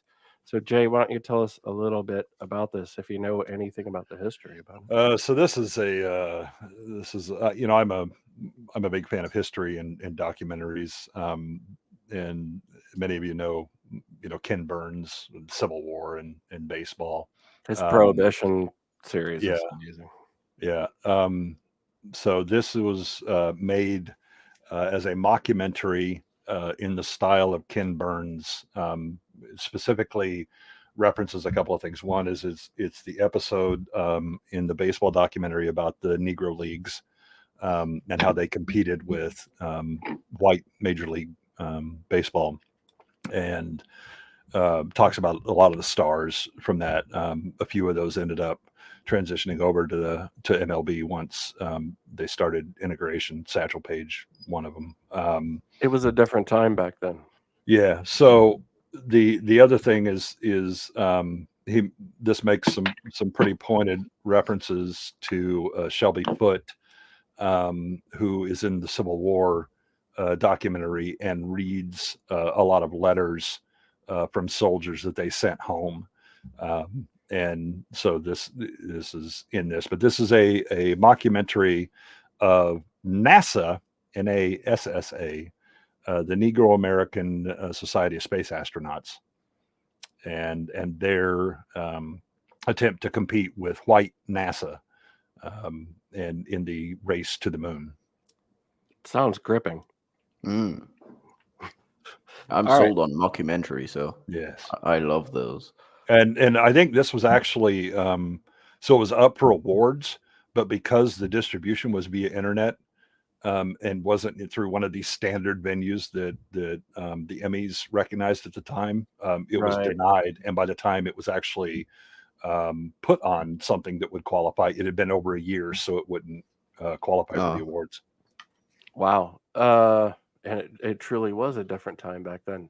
It's kind of amazing to think that the Hollywood establishment wants to guard their own nightmare so stringently that they wouldn't allow something that was just grassroots and sort of percolated up from the internet. Well, I mean, but think about the industries, both music and studio systems.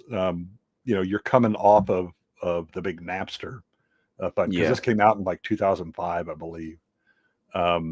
And so the internet bad, that's where our goodies get stolen. And so they just absolutely didn't recognize it. And this is pre-YouTube. I keep thinking that YouTube's been around since like the 90s. And every time somebody said it started in I think it was like 2007. No, like 2006, I think was when it first came on. Before Google bought it. Yeah. Right. Yeah. Before it was, infected with the soulless back ghouls. back when the first video was we're going to the zoo. Yes. Yeah. I remember and here I go in my rocking chair, but I remember YouTube trying to switch the previews onto every video on your homepage as you scrolled through. To autoplay. The autoplay was on for everything when you just like scrolled through, and it was a psychotic mess. And you're like, wow, I didn't realize just how much swearing I watched until I'm waiting at the dentist. Headphones, Jethro, headphones. Okay. Now I got the earbuds and they just fall out everywhere and I can't find them, and I have to listen to my swear words in public. I just have to. If everybody else has to listen to my swear words, I might as well. I want to note that John Z brings up something that I'm not entirely sure about. He said, this really reminded me more of an old radio show butt on film. And I'm not sure. I've heard of faces made for radio, but I don't know what a radio show butt is. I feel like he's talking about us. I mean, you would think he would use the plural then. We're not only sharing a single brain cell, we're all sharing one butt. Yes. This stream has only one ass. It is of no use to me. That's a good word. We're a hydra. 5 heads, 1 butt. Oh, I think I saw that video. Oh, I don't want to talk about that. Next week on Mr. Brown's. Okay, Barbara's got to dip out for a few minutes, but let's go ahead and load this up.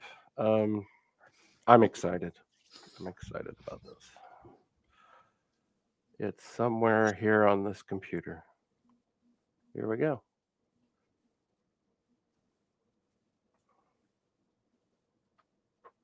A lot of people today, they don't think about it. They say, oh, they're putting the man on the moon. Or, oh, they're setting up another space shuttle. But you see, they don't realize that in the early days of the space program, NASA was whites only. This was, when was it? 1957, 58. It was a different time, you understand. See, in 1957, if you were black and if you were an astronaut, you were out of work. You know, his voice reminds me of the actor that plays Dick Halloran in the original Shining. Scatman Crothers, yeah. Oh, Scatman Crothers, yeah. Yeah, Scatman. Pretty close. Yeah.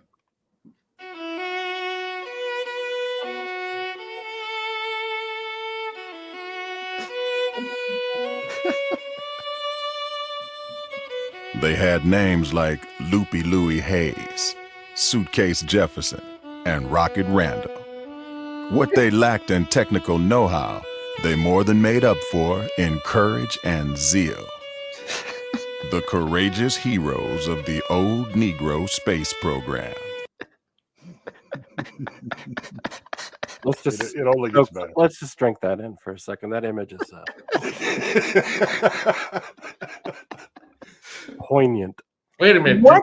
Did you say this is a mockumentary? Oh yeah, yeah. Oh, no, I'm just. What did I come back into? The old Negro space program. Sorry you missed the very beginning, but I think you could catch up. All right then. See, in Jam Malama makes a good 56, point. 57, whatever. You were black and you were astronaut, you were left out. This is their story. Yes.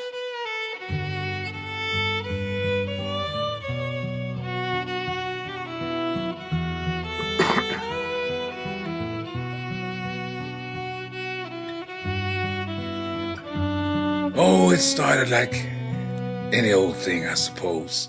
It started over a girl. I was over at this little juke joint where we used to hang out at. And I was making time with this cute little stuck-up thing named Alita Monroe, who I later on married. She told me she couldn't be with a man who didn't have no job. So I called up my best friend, Louis Hayes. I said, Louis, where can a Negro get a job? It was a different time, you understand. 1957, 58. So Louis said he heard that they were forming a new government agency. So the both of us went down to NASA. But to our surprise, they weren't hiring any Negroes at NASA. No. I mean, you know, as was pointed out in chat, the Nazis were in charge of our space program. Yeah, so you can't expect us to be surprised. Absolutely. They were, as documented in Indiana Jones 5. Yes. Mm-hmm. Now, if It was they a would have been different time. interested in time travel, I think they might have been able to get a hookup. I don't think anyone's interested in time travel anymore. Or maps. You understand? It was a different time, 1957 or 58. America's love affair with racism was in full swing. NASA was no exception. It was about a time then when our love affair with racism was in full swing.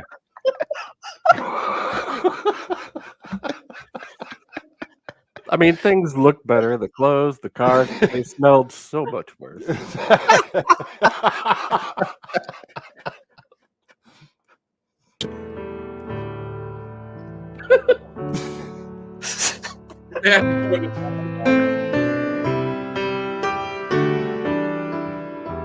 There it is.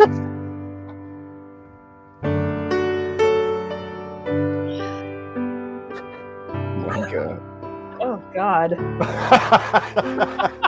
Jesus Christ. Look, Barbara, What these are we hard see- truths. You need to know these things. You need to know your history. Context. Yeah. Recurring. I also love the whitest man who looks like a Quentin Tarantino dollar store version with the dashiki. Yeah, with the Muslim cap. Yeah. Perfect. Let me tell you how it was. Or I'm surprised it doesn't have the United Africa necklace that was so popular in colleges in the Yeah. If I may, in this guy does have a Bob Marley poster on his bedroom wall, though. Well, he is story. African American Studies for Fresno State. Yep. Yeah. Seems legit.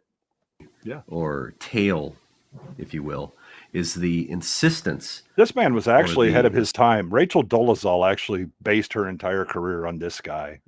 She faked being black to be head of the NAACP in Washington State. This man was her mentor. Is she a friend of Grace Randolph or?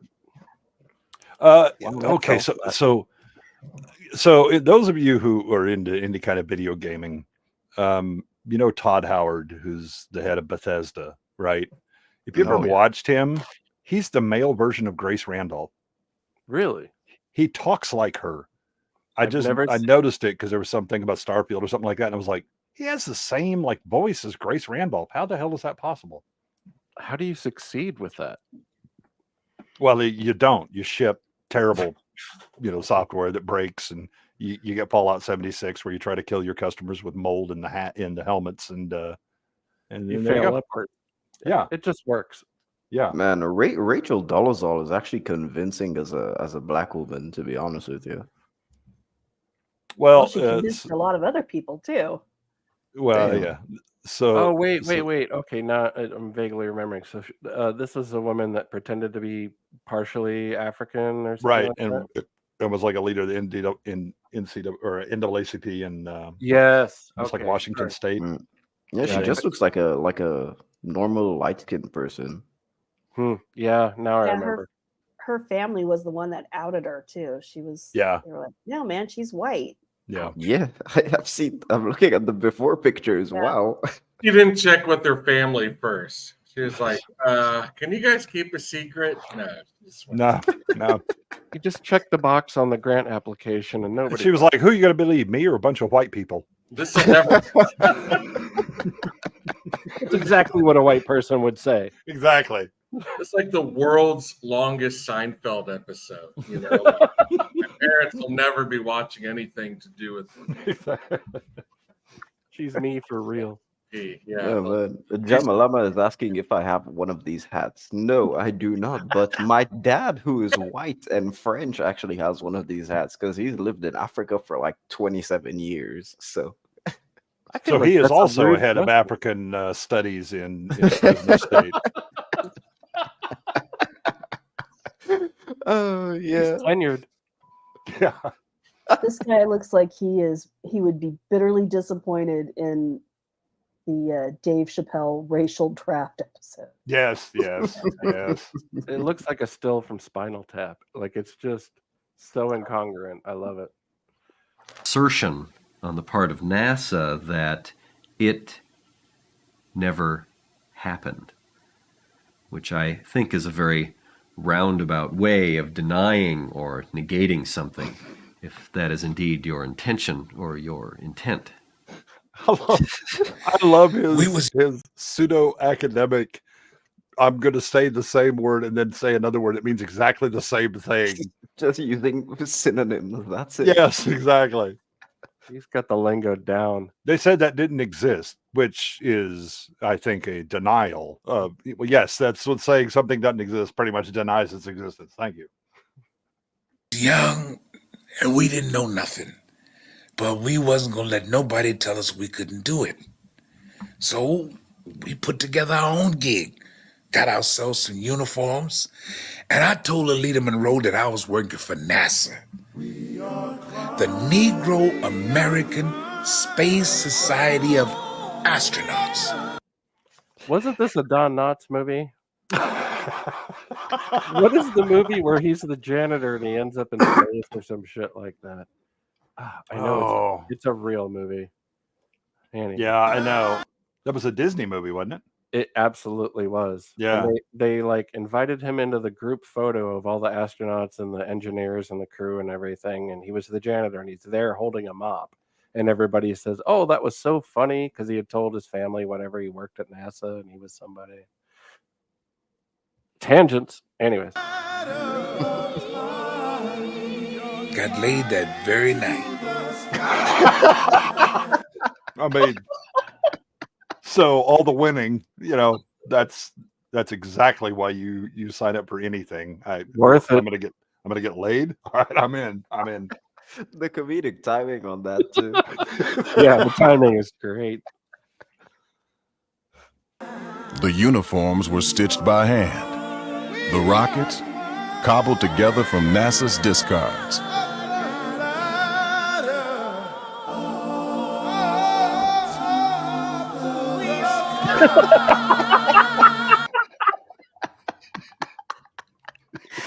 Oh my God. Oh, it gets better. Now this is engineering. Yes. This This is really kind of a summation of Disney Star Wars. So the CG are the rocket engines, the bus is the fucking story and character and acting. 88 miles per hour. Great Scott. Great Scott. I love this. This could be our new streaming background. Oh, this is good.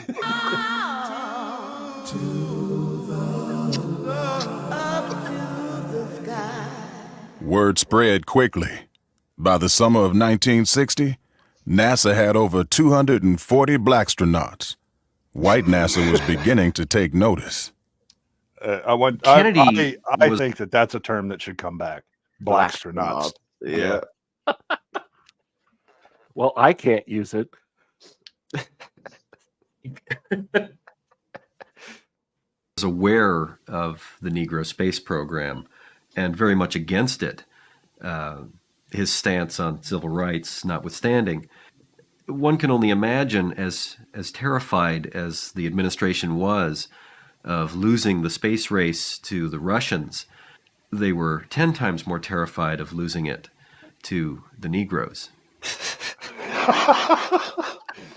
I love that. They're women. How we'll beat the Negroes. They're not beaten enough already.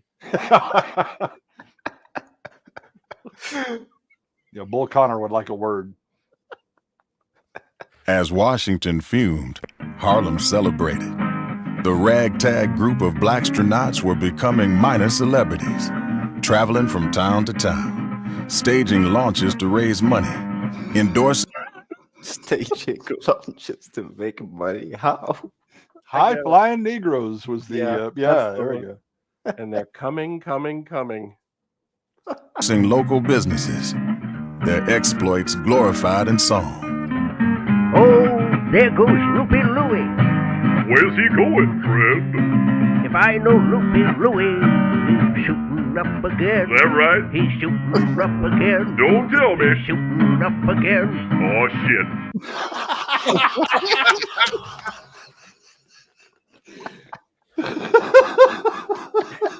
Ain't that just like one of them? Oh, shit. Outstanding. That was epic. I want that on Spotify. For a time, it seemed the Negro space program could do no wrong, but there were casualties. With their cloth spacesuits and their makeshift rockets, blackstronauts faced far greater hardships than their white counterpart. Is that just plugged into like a rib shack or something? Yeah. They crashed. Oh, okay. Oh, that's the bus. I see it. A week into his first orbital mission, Sullivan Carew wrote home to his wife in Smithfield. Dear Sarah, the indications are very strong that I shall attempt re-entry tomorrow. And lest I shall not be able to write you again, I feel impelled to write a few lines, that they may fall under your eye when I am no more. It sure is fucking cold up here.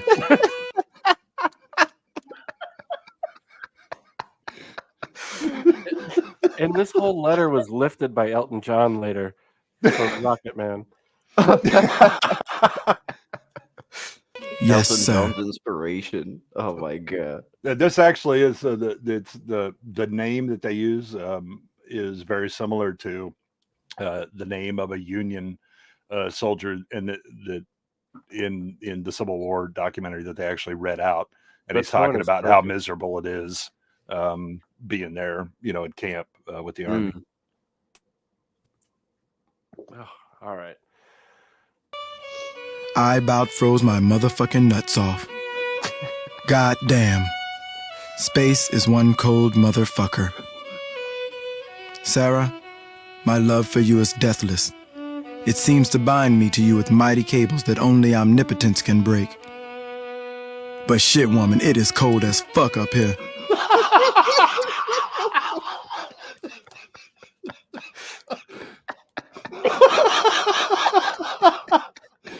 That's a real response. Exactly. My Baby, it's bonds to cold you outside. are like, heavenly cable, but god damn, it's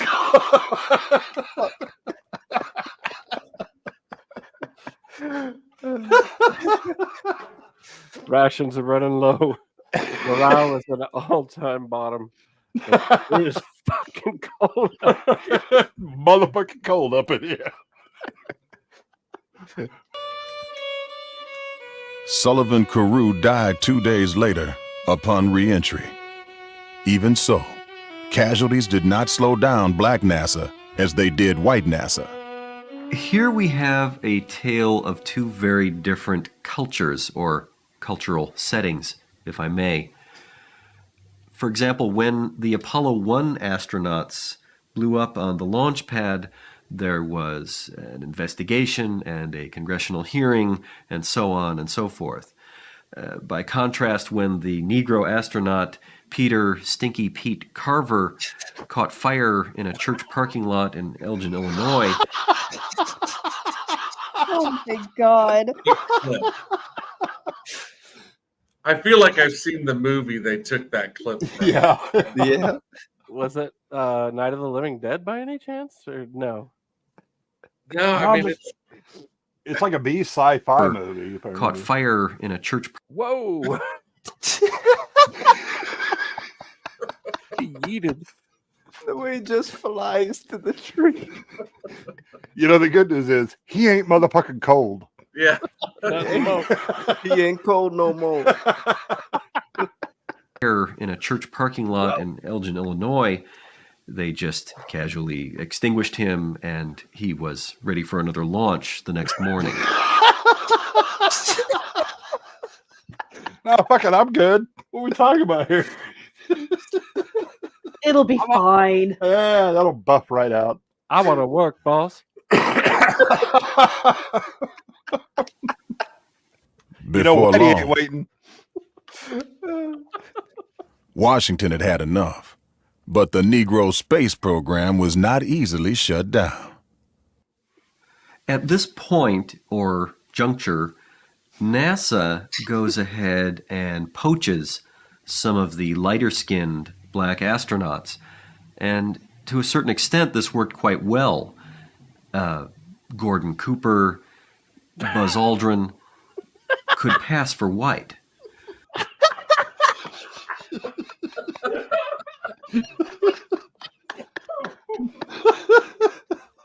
Now the hilarious thing is this actually happened in Major League Baseball.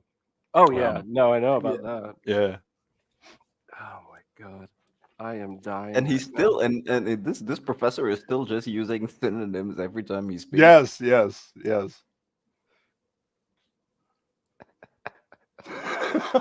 And of course, the final blow, the coup de grace, if I may, was the so-called blackout, in which Washington surreptitiously prevents the media from discussing the accomplishments of the black astronauts, and instead encourages them to spread rumors of riots and civil unrest.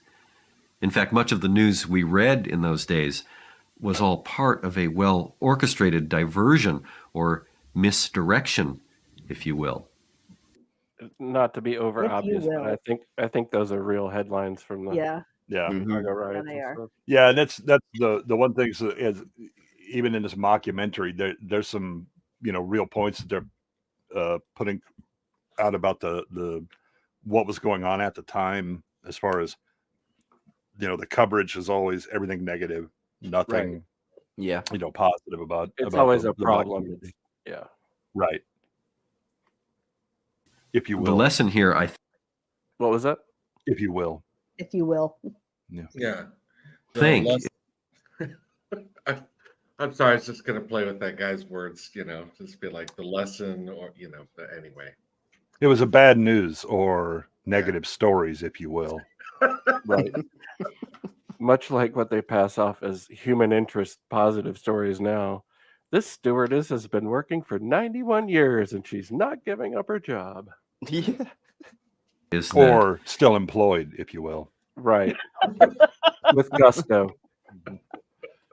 She's got a 45-year-old vegetable for a kid that she can't get insured. people believe. Well, I mean, that's why what she they- had to cheat in that poker game. Oh, wow. Full circle. Nice Or callback. rule bend, if you will. Mm-hmm. Reinterpret. Yes. And there's Modify gonna be the a bake sale. rules, if you will. want to believe. The final blow to the Negro space program came ironically at its finest hour. September 31st, 1966. A full 3 years before Neil Armstrong. Jefferson and Hayes land their modified Cadillac Coupe de Ville just east of the Sea of Tranquility. Got to be a Cadillac. Oh, yeah, it's a Cadillac Coupe de Ville, yeah. But because of the black blackout, the accomplishment is completely buried by the mainstream media.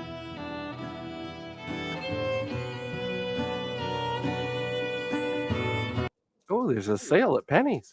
Oh, I can make a hat or a brooch or a pterodactyl. Well, we expected to be heroes. But when we got back, we were just Negroes. Dejected and discouraged, NASA officially disbanded. But its heroes live on, for the few who care to learn their story. Truth shall make us free.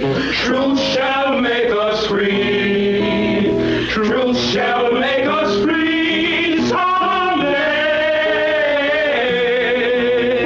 Deep in my heart, I do believe truth shall make us free someday. We shall. No one actually caught fire. I think that maybe that scene is from Firestarter. Now that I'm thinking about it, Oh, it could be, yeah. yeah, I think that's what it's from. So there's a I think in the original cut, and I know on the website, because there was a whole website built up around this to make it look like it was an actual documentary. The headlines that they had for the landing on the moon is essentially wacky Negroes got so lost they ended up on moon. It's like a joke, they're just mocking them. Oh my god, oh those silly people, oh my gosh. And yeah, That might be over the line. I'm not sure. Princess Fiona, it's the old Negro space program. Yeah, it's freely available. It's a common copyright, Creative Commons. You can find it all over the place. The original website that the film's producers or authors had up is no longer available, but it's everywhere. Just Google it. And if you actually check the Wayback Machine on archive.org, you can see parts of the old site. That was amazing. Thank you, Jay. I was just shocked that you hadn't seen it.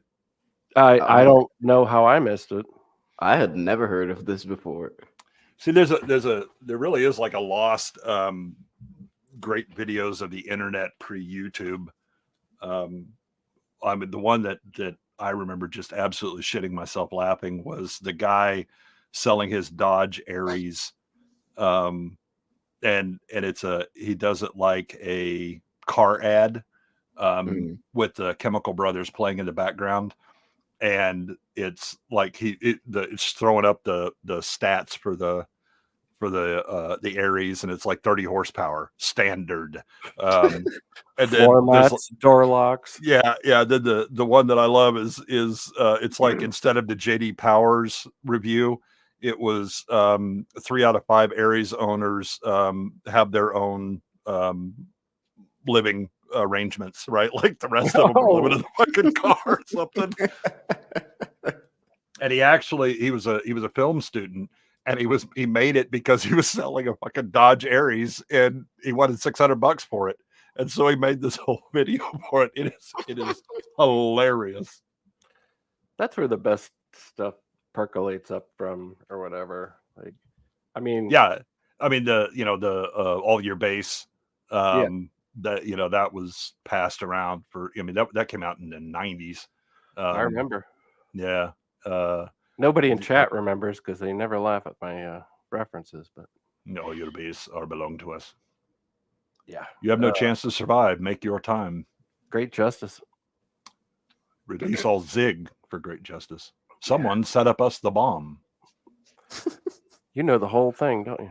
Well, I mean, so what they did is there was a terrible port of a Japanese game on the Sega.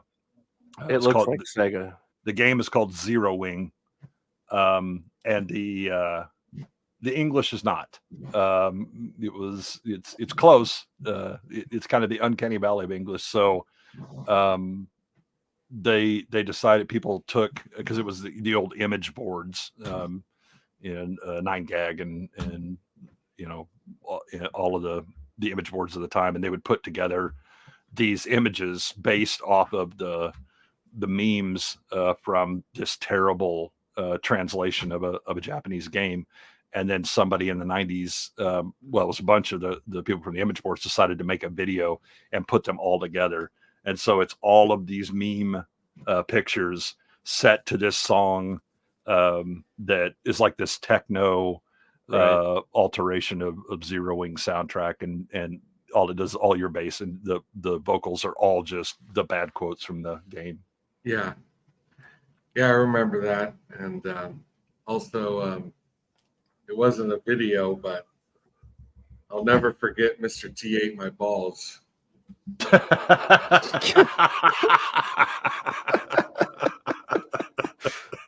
And I know just saying that is funny, but there is a lot to that. There is a lot of Mr. T ate my balls. Yes. There was. I don't know, like, I guess you'd have to go to the Wayback Machine, but I'm sure there's still a lot of like Mr. T ball eating out there.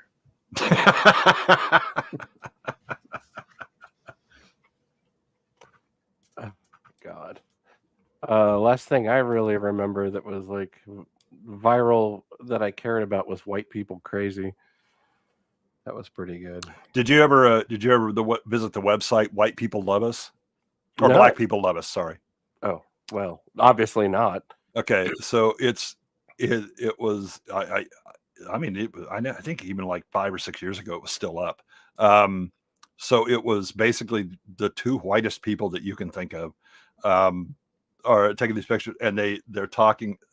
It's like interviews, alleged, with their black friends, and it's like I love it when Bonnie rubs my hair for good luck. It makes me feel magical and all this stuff. Right? It's just all of these terrible condescending tropes that white people who, oh no, I have a black friend, right? It's all of that shit, and it is hilarious. But the best is the mail that they would get from people who were absolutely fucking outraged at this shit, and they would absolutely put it up there, just and not reply, but they would just put it up. It was like feedback from our other fans, and it was a roasting, and that site was hilarious. I feel like we're on the fast track to getting some of that mail. That could be. We'll just send them to Maddox's best damn webpage in the universe. He can grade it. I was curious while we were talking, and I looked it up, and Badgers.com doesn't exist anymore. Oh, that's I unfortunate. don't know if anyone remembers Badgers. I remember the Is Abe Vigoda Alive webpage where you could go daily and it would say yes until it said no.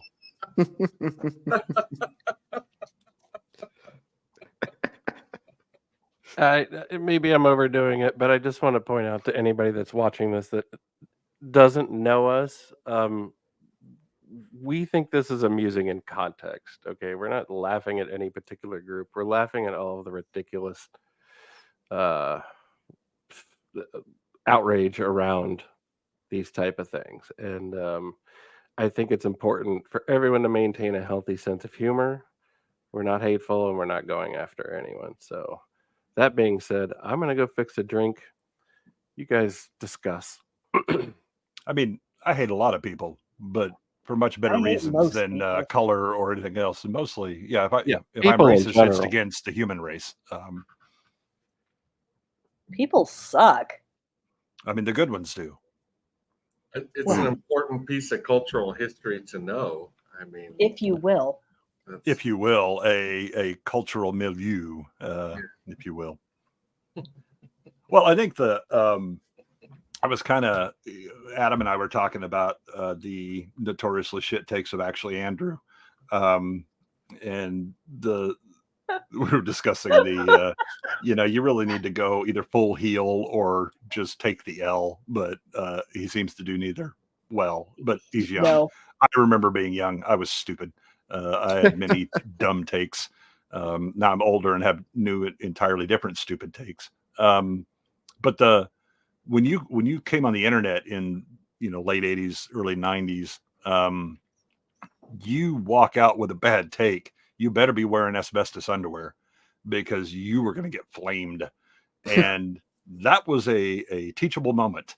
You either went, embraced the heel, or you took a step back and corrected your ignorance.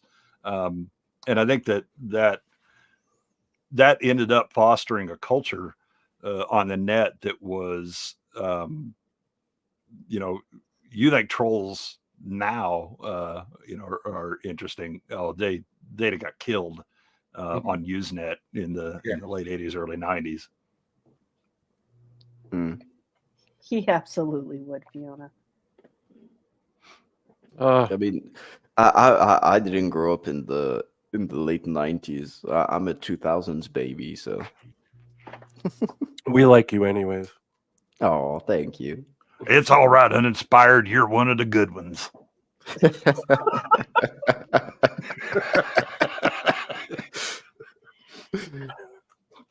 Jesus.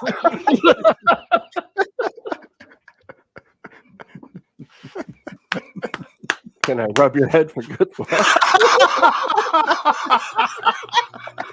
He'll have to take off his hat first. Damn, it's cold on this stream. I mean, it's motherfucking cold. Yeah, it's fucking cold out here inside this place.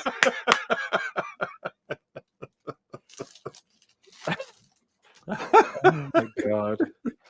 You guys Uninspired. What I mean, I've kind of heard you talk about your affection for old movies and stuff like that. How do you view the differences between like modern media and some of the classic stuff? Great. I think it just comes down to the writing, honestly. Because if you look at it, a lot of, well, not even the most famous ones, but even B tier or I don't know, very, very like low C tier movies from that era are most of the times well written. Either in terms of plot, sometimes it can be lacking, but in terms of character, it's always there. There's always something very interesting that's going on. There's a very interesting dynamic. But you look at stuff today where it's either just all plot and no character, or all character and even then the characters aren't very well written unless you find some hidden gems in the indie scene. Well, So just because you are a character does not mean that you have character. Yeah. Yep, exactly. And so that's what's always drawn me when I was a kid. Plus, as a kid, I always like the I don't know, but it's just great to hear the crisp audio and the way that the actors themselves, the way that they were directed in the in the films before, it I don't know, it has a certain distinct thing compared to what we have today. Because they before it could comport feel a bit themselves differently on screen, and exactly, yeah. it's not necessarily less natural, but there's a certain elegance to the Yes, staginess of it. that's it. Yeah, for me, it feels a bit. Well, I use the term theatrical. You Yeah, know, that's it. and that's what I really really enjoyed as a kid. That theatrical aspect, even when it was a serious movie, and plus all the cinematography, the lighting, all of that. It complemented that theatricalness of it. So it's something that I do appreciate, as opposed to I would say, realism of what we have today in cinema.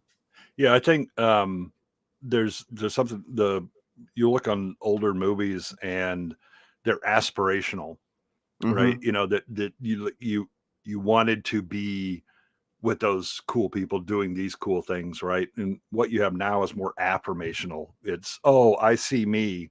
Bitch, I don't want to see me. I got a mirror. I don't have to pay money for that. The sense of escapism is gone, and it's been gone for a good decade, and that's I don't understand how Hollywood can be in Hollywood and not get the fact that Hollywood exploded in the 30s because life was miserable just like it is now, and nobody wanted Mhm. to see reality. They wanted to Right. get away for a couple hours. Well, it's funny Exactly. you say that, because when you hit the 70s is the time of I would say dark auteur cinema, where you have basically realism and you're seeing real life, so it's not really escapism. I always take something like Taxi Driver and the Scorsese movies, for example, as an Or Easy example. Rider, or yeah. Exactly, yeah. French Connection. Yeah. Mm-hmm. Yeah, So there's a like a I think that if you look at certain economic eras, and the social fabric, right? So in the 70s, you're dealing very much with like a breakdown of society. Trust in institutions is down, right? It's not merely the economics of the 70s, which were also a shit show. Mhm. But you've had the Pentagon Papers have come out. Vietnam is winding down. Nixon, Nixon. the the Church Commission, the CIA.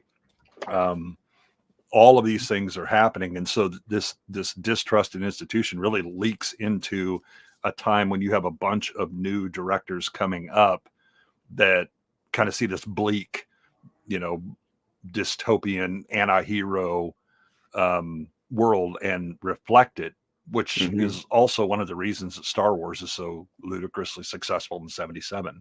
Loss of faith in the system. Yeah. Right. And think about that your military is downsizing. The Soviets at that time were really considered to be overpowering, and were probably going to engulf that optimism of the 40s, 50s, and very early 60s gets up and goes away due to both international politics and domestic politics. Oh, by the way, crime is through the roof. Yeah. Right. And so you see a reflection of that in cinema, but then you see, there's a reason Star Wars is a new hope. That absolutely fits. Yes. Mhm. Yes. Right. And it's why it was a cultural phenomenon, because, prior to that, what are you looking at? Dirty Harry. Yeah, and Lucas had that growing in his brain for years. I mean, while he was working on Star Wars in the background, somehow obviously he's the luckiest man in Hollywood, but he felt it. Yeah. Mm-hmm. Yeah, it's pretty interesting. I mean, and also the fact that you have the stuff like, for example, we say the old movies always bring optimism. And for example, well, look at what we watched every time there's an ending at an old movie, there's the massive music swell where you're like, oh yeah, okay, we're done. You have to feel good. Even at the end of 12 Angry Men, there's just massive music swells. Dun, dun, dun. There's It's an like, arc. oh, Well, yeah. they've come to the right conclusion, right? That this guy has gone through some stuff, and you get the darker At least the notes. satisfying Yeah. conclusion.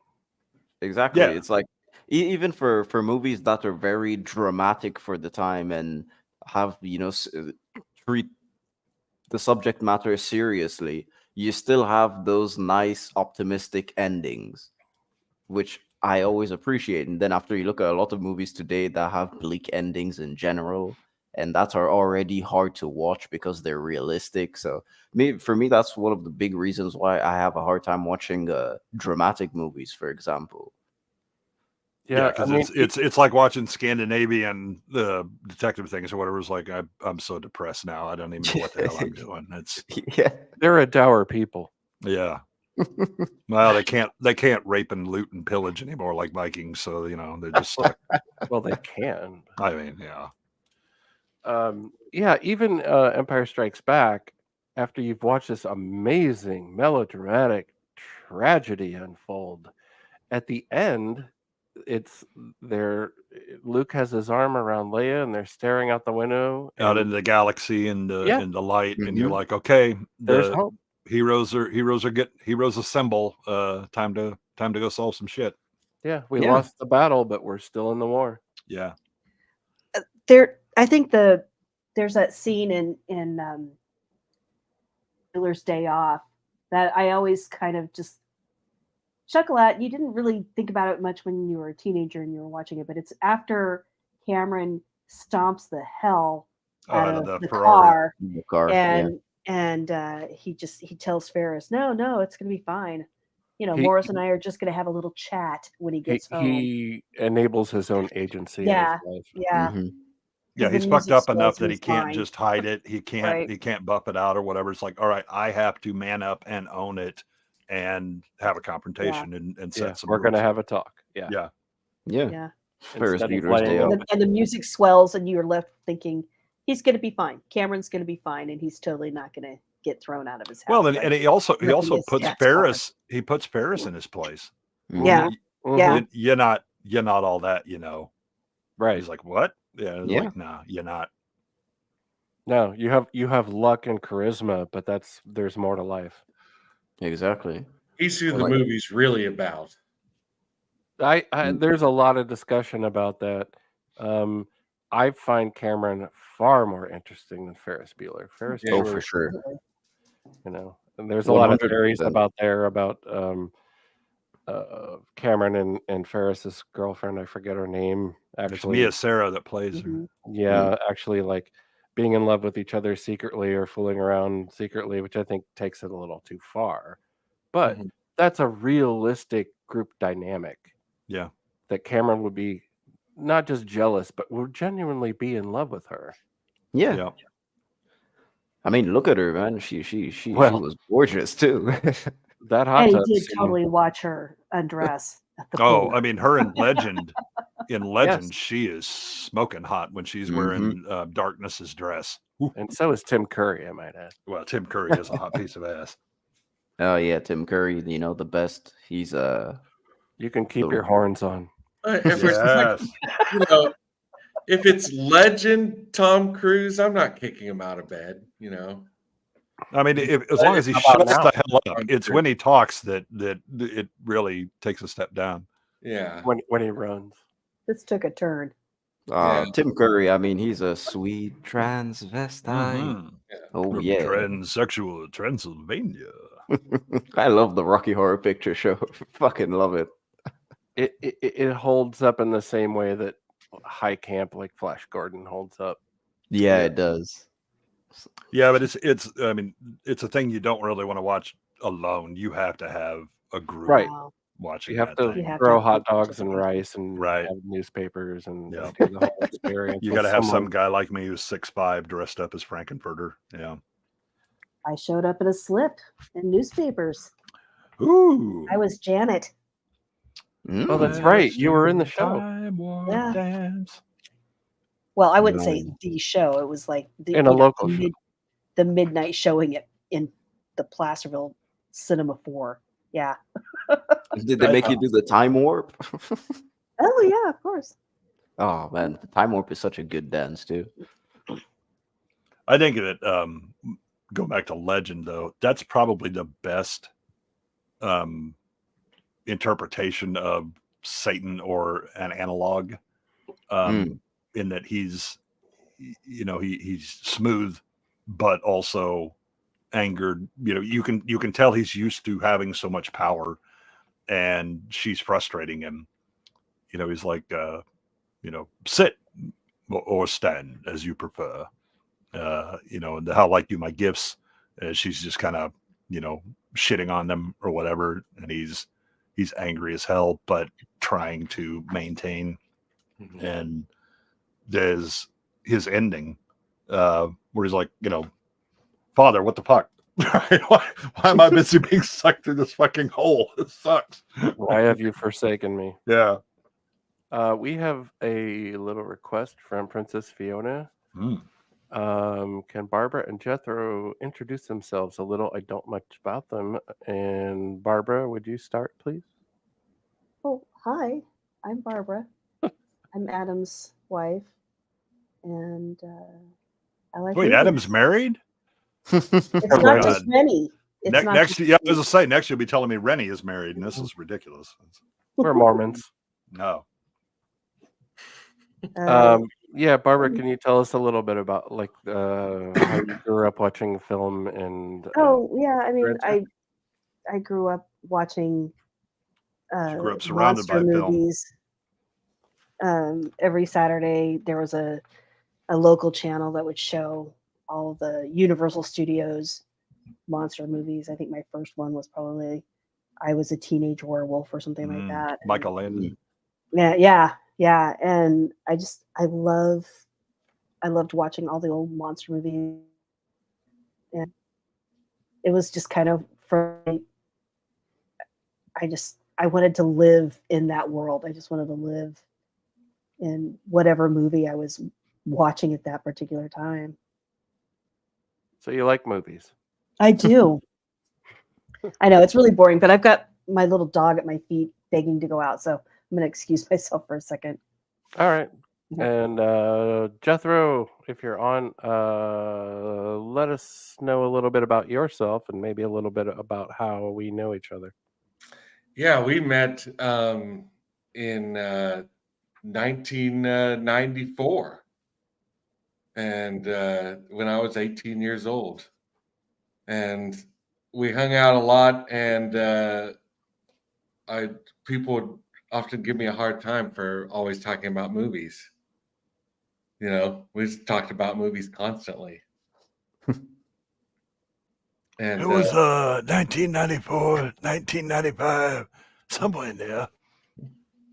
now at that time, you loved movies. I mean, really loved movies. No one liked you. You were left out. You were.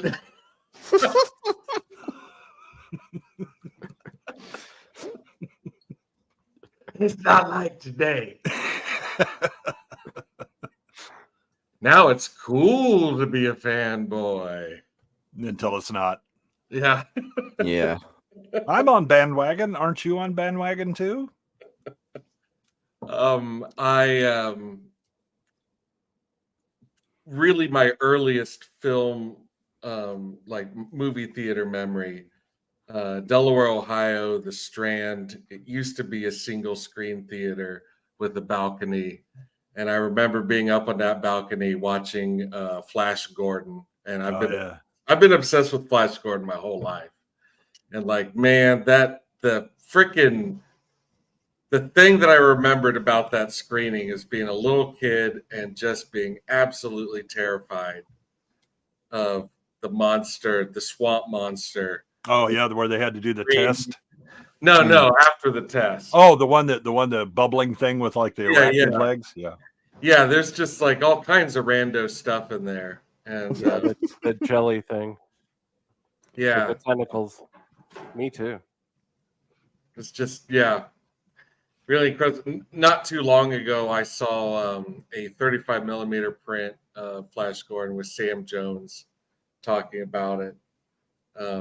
And it was amazing.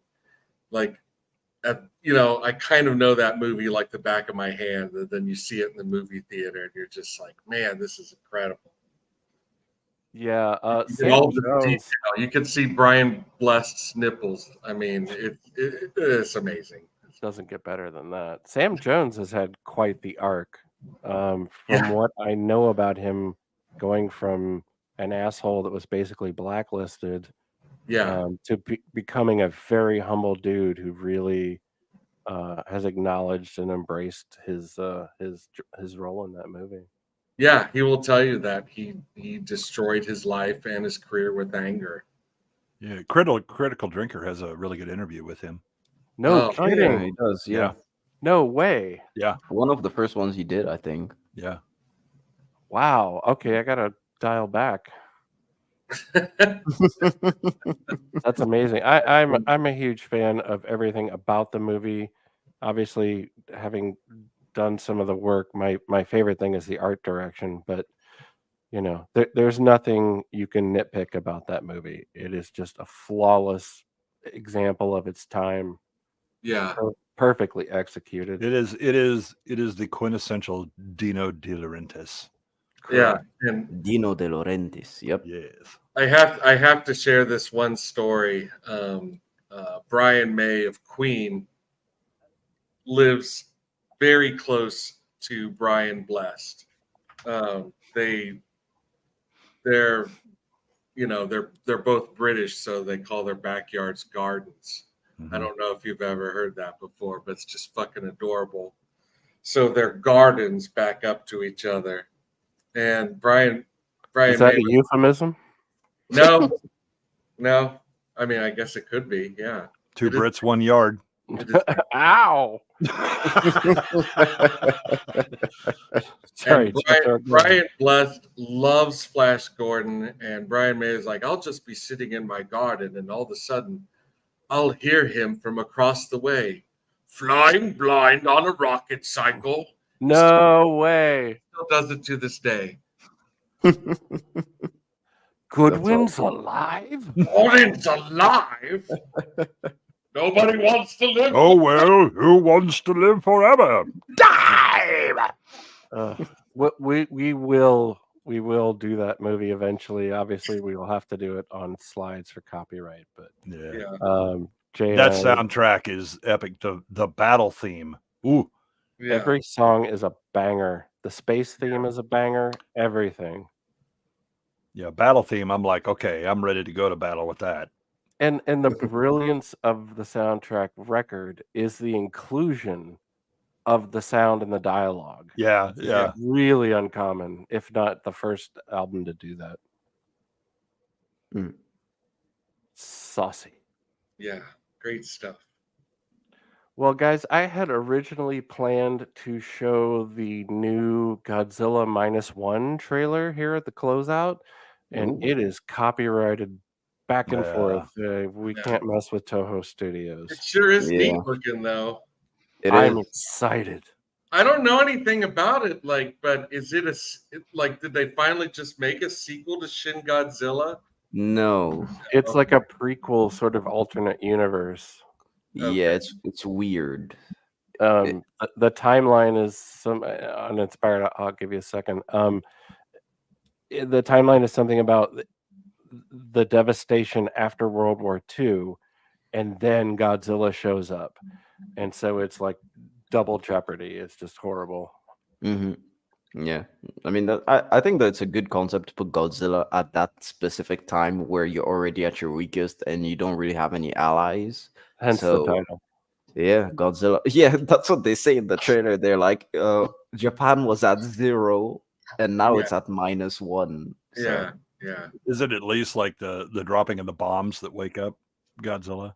I have to imagine so. It's not in the trailer, but I have to imagine so. Yeah.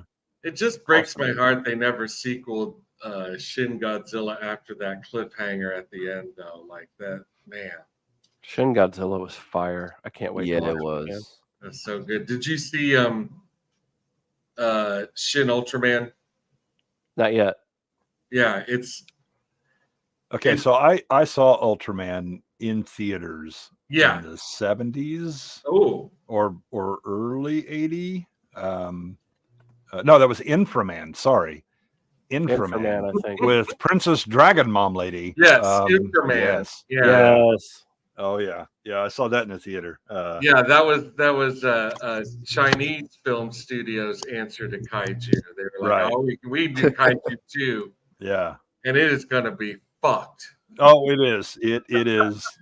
As a child, I was like, "The fuck is this?" And apparently was the only demon like 10 times, and it just keeps growing back. Like, Yeah, no, and then you got like the rock driller guy and all that stuff. But like none of the kids in my school saw this movie. I was the only person that did this. I blame my parents for this. But like through life, I would mention Inframan. I have only met one other person who saw it in theater, and we start riffing on Princess Dragon Mom Lady. And yeah, it was. It definitely didn't come to Ohio in the 70s. That's all. Well, it was in Kansas in the 70s. So No eat shit. that. Yeah, but so we had one of the old 30s Art Deco movie palaces, the Fox Theater, Wow. which sadly closed in like 81 or 82. I know I saw Tron. I think Tron was the last thing I saw in it. And then it was just go to the generic Mick Theaters thing. But yeah, I saw Star Wars in that and all that. That's an experience. You walked in there and it was like, oh, there's gonna be some shit up in here because it I had the saw big Star Wars the swooping. first time in a mall. Ugh. Still mind blowing. Yeah. The theater in Placerville was exactly like that. Just, cut glass chandeliers and Yeah. velvet wallpaper. It was magnificent. Yep. Yeah, I The saw Star swooping Wars there, too. staircases to go up to the balcony. Well, we did not have swooping staircases. This was a one screen only. Oh, this was one screen only. Yeah. That's all there was, but it was a big damn screen. Yeah. The theater I mentioned, the Strand, it still exists in Delaware, Ohio, but they have chopped it up. They chopped the main theater into 2 theaters, and then they actually have a third screen from some random building next to them. But it's still, their main theater is most of what their single screen area was, and it was it's still just beautiful, absolutely beautiful. Yeah, I've seen a lot of movies there. I saw Spaceballs and King Kong Lives. Harlem Nights. I went to go see Harlem Nights would be good. Harlem Nights. One of the 5 people who saw it that weekend. Oh, you want to shoot people in the pinky toe? And at an age when that was outrageously inappropriate. Mom I was just like, "No, you go see whatever movie you want. I don't care." So they did the same thing for the Empire Theater. Mhm. They split. They literally built a wall down the center of the theater and split it into 2 small screens. Yeah. And I saw Jurassic Park there, and it was just such a heartbreaking disappointment to what they did to it. It used to be such a grand little place. Mr. Theater owner, tear down this wall. Yeah. Yeah, the Strand's little theater is the balcony. And Yeah, the theater that I worked at in New York, they did the separation from the balcony to the first floor. Yeah. In a tragedy. They used Armstrong ceiling panels. And Now it's a strip tiny. club. Yeah, it's teeny tiny up there too. Like really not that much space. But anytime I think about that theater, I think about King Kong Lives and that giant artificial heart. Man, cinematic classic. And you guys are lucky. For me, where I grew, like when I was growing up, the cinema only opened in 2009 is when we got our first cinema in the town. Wow. So before that, it was just like DVDs or VHSs most of the time. And yeah, and even in 2009 we still didn't get any 3D or anything like that. 3D came all the way in like 2013, I think. Is when we got the first. And then 3D everybody stuff. said the hell with this and returned it in 2014. We're done with Yeah, this stupid basically. shit. Yeah. I've only seen a 3D movie once, and it was The Force Awakens, and it was just to do it for the novelty of seeing a Star Wars movie in 3D to experience it. But 3D fucking sucks. Yeah, it does. Other than like the classic black and white that they would do, with the red and blue. With the red and blue, stuff, right. The only I guess legit 3D movie I saw was the first fucking Hobbit movie. And that was sickening because it's the going down the boat ride, whatever the hell idiocy Plus, that was like. it's sickening in any context. In 3D, Yes, it was 60 frames per second, I think, too. Yeah. Man, fucking Yeah, yeesh. modern 3D is just garbage. Yeah, It is. the Drew best.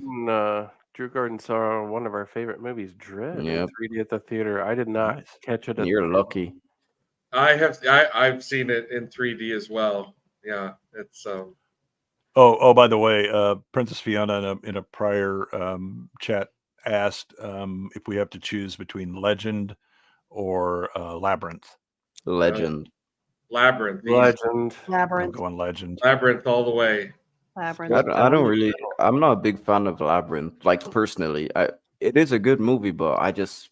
I mean, if you're into huge David Bowie bulges, And I am. Yeah, well, there you go.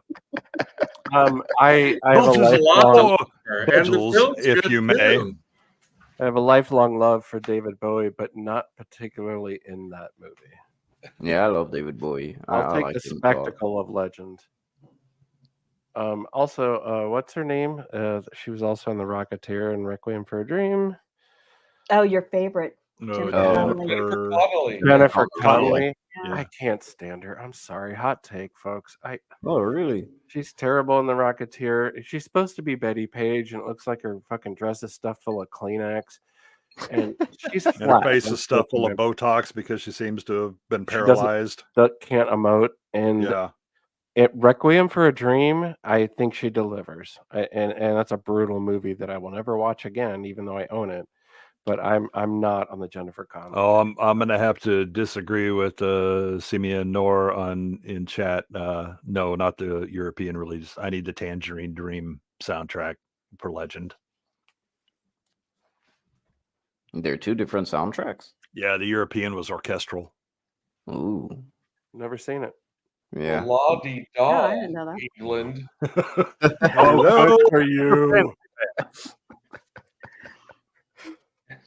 Sorry for all the brownisms, folks, but this is where that was the fertile fields from which our fucks were grown.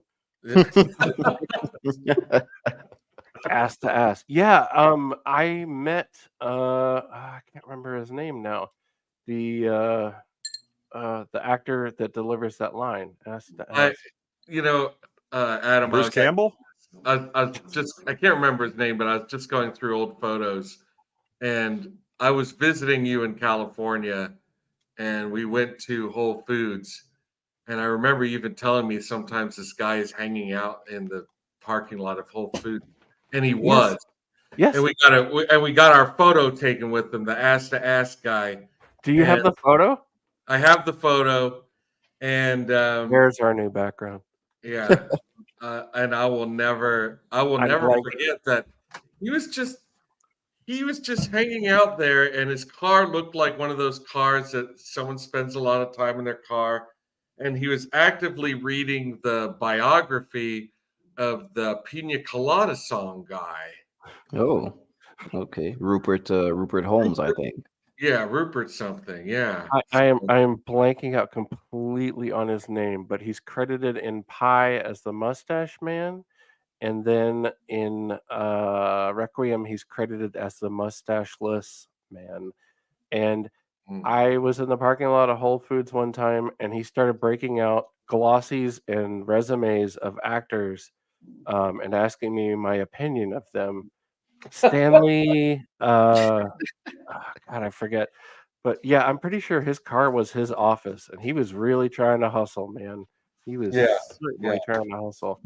Wait, wasn't the guy who did the Pina Colada song? Wasn't he like the music producer for that '70s song about the miners that commit cannibalism? Maybe Do because we he was mean miners with an O or miners with No, an E? miners. Yeah, dig down in the dirt. Yeah, there's like a cave in, and there's like 3 of them, and then only 2 come up and with their bellies full. Hang on, guys. My dog is jumpy. Hang on. Your question definitely did not end the way I thought it would based on its Yeah, beginning. I That, think. that question took a turn. Well, I mean, the fact that there was a Yeah, it cannibal is. song that was played on the radio is the thing. Timothy by the boy. Yeah, Timothy. Yeah. Yeah, Timothy. and Mhm. it was written by him. Yeah, Rupert Holmes. Wow. He was a storyteller. Yeah. Well, that was a hell of a story. Yeah. He basically told the That's one way to band. put it. He told the band, "Well, hey, the great thing is you get all this controversy, you get all this attention or whatever." Oh, they got it, and that was the end of that band. Damn. Wow. Thanks, Rupert. And he's off fucking around singing Pina Colada song. Yeah, thanks. Yeah. What's Timothy for you, Rupert?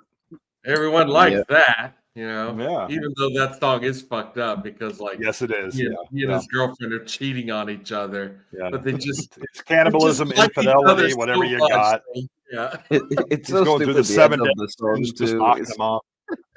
it's just like, oh yeah, I saw her in the restaurant. Then she saw it was me. We had a laugh for a moment, and it Yeah, was just like, oh, I never knew that you like pina colada. And there's like, what? Yeah, I'm like, Okay. I ain't having a laugh. We ain't laughing about that shit. Yeah.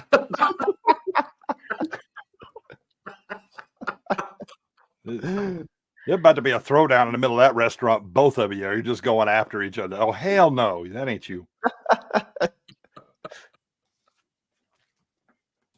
Drew Gordon said when Dread came out, everyone was so excited about the second high concept film from the genius director of Brick and Looper. Not really sure what he did after that.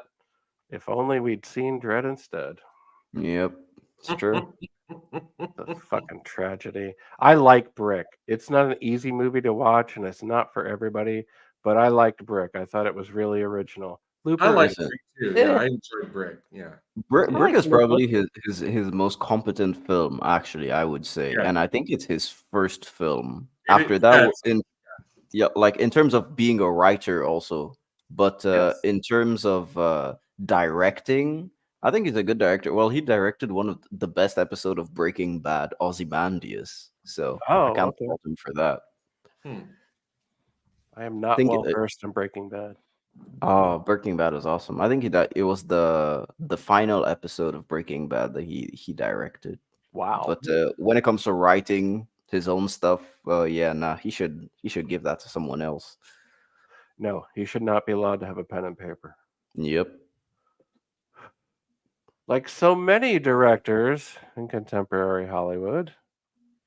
Like Yes. a lot of directors. Yeah, I need some more Robert Eggers movies. This dude should be cracking out studio films. The Northman was a flop too, though, but Yeah. I hope he shines with this Nosferatu remake because I believe in him. Is that what think- he's doing? Yeah, he's doing Nosferatu, and I have I'm full there. confidence in the man. Yeah, I I think am there.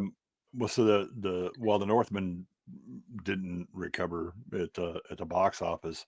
I bet they ended up making money because of the licensing that they did of the streaming stuff. They're not stupid Probably. like Disney and go, Yeah. let me put it on the Robert Eggers streaming service and I won't make any money at all. This is brilliant.